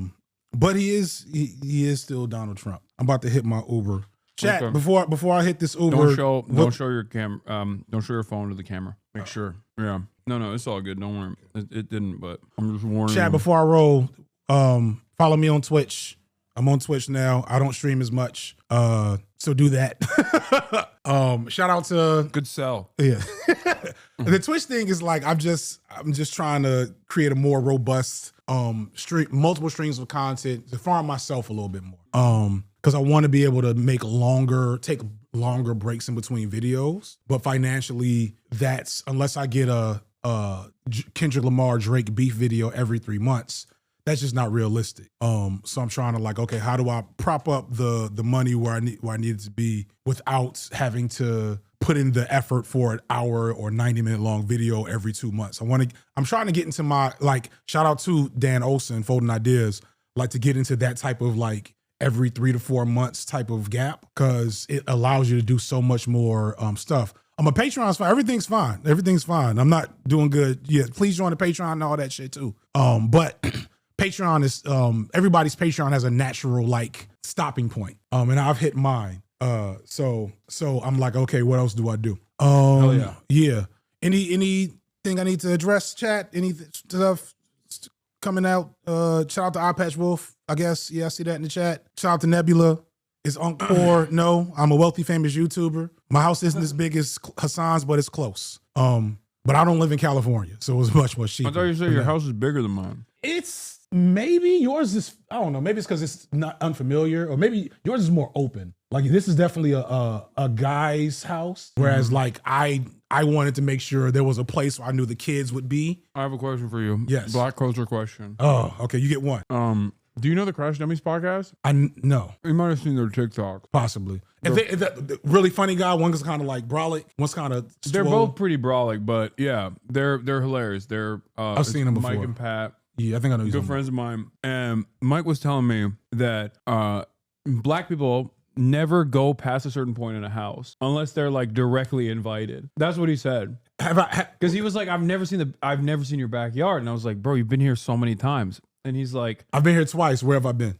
You've only been here in the bathroom. So I'm asking you, is that a real thing? Yes, that's a real thing. That's a real. It's. Listen, it's a whole different. We'll get the sinners some other time. Which is that was the other thing I wanted to bring up before you leave. The one of the funniest aspects of Sinners, one of the best aspects of Sinners was the classic trope in horror is that the black guy dies first, right? Mm-hmm. But in real life, I feel especially in black culture, it's because of the skepticism that you have at all times. Skepticism. The only thing we don't have enough of maybe is guns, and because guns are expensive. But the skepticism, the communal aspect of certain environments and neighborhoods, the quickness that black folks will hate each other's guts. And as soon as a unifying force comes, instantaneously. But that's what I loved about Sinners. The cornbread moment where he comes back and they're like, in a normal trope, in a normal horror movie situation, you see the white girl got back in easily. Yeah. And the white girl going, there's so much, the Sinners video, I don't know when it'll happen. I'm people here. Or maybe not. I haven't even confirmed my fucking. Yeah. Well, there you go. Now you got to talk about Sinners. So the Sinners video, I don't know what'll happen because I got a Beyonce video coming out, I got a Lupe Fiasco video coming out, and then I got to figure out when I'm trying to drop Tyler Perry at the end of the year. So I don't want to do more than 3 videos for the rest of this year if I can stand it, but we'll see. But so I don't know when I'll get to Sinners, but there's so much stuff there. Yeah.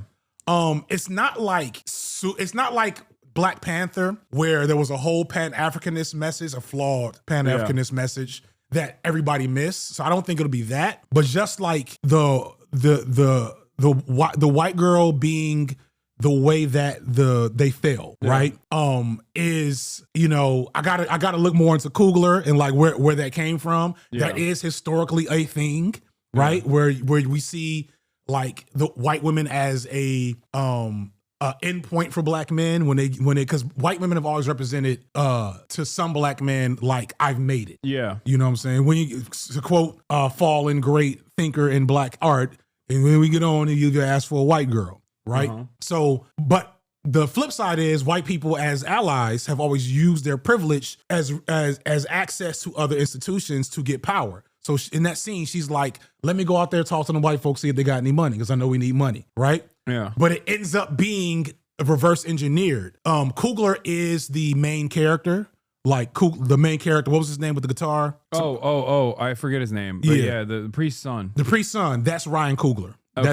That's his author insert character. And the blues is his Sammy. It's Sammy, thank you. The blues is his art, is his storytelling. I don't know if you know Coogler's story. Coogler was at, I think, a small college on a football scholarship and was going into business, and then randomly entered a writing class, and a teacher was like, this is some of the most amazing writing I've ever seen. You should really like do something with this. And the next thing you know, he's in film school. But Coogler is probably a little too real for Hollywood.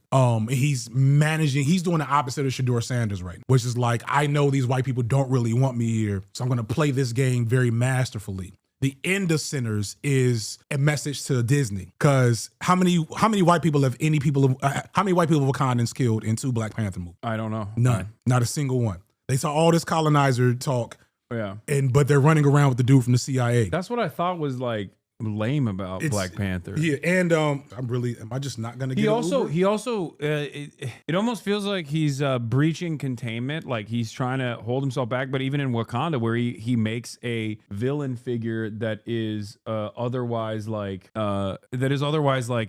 somewhat cooler than the main character. Yeah. Like he has to force Killmonger to behave in completely absurd ways in order to make him a villain. Yeah. He did that with Killmonger, and I would say like even with Namor. Well, I was gonna say even with the Smoke. Out of Smoke and Stack, like him coming back and like surviving almost leaves you with the question like, was it better overall? To just do the vampire shit? Yeah, to become a vampire. I had the same debate with some black folks last night or the other is night. It better to be, because that's like a really interesting question. But the vampires also represent like the perversion of black art, right? But making the vampire the main guy, an Irish and also formerly colonized person. It complicates it, and I don't know where I'm gonna land on that because he was like, because I feel like he used that as an alternative. He used that as an opportunity to like gain access. Yeah. To like make a convincing message. It'll be interesting. I'm waiting to hear other people's takes too, so I can help refine my own. Because I'm not sure where to land with that. Because I thought I understood it until that very end. All right. Peace and blessings, chat.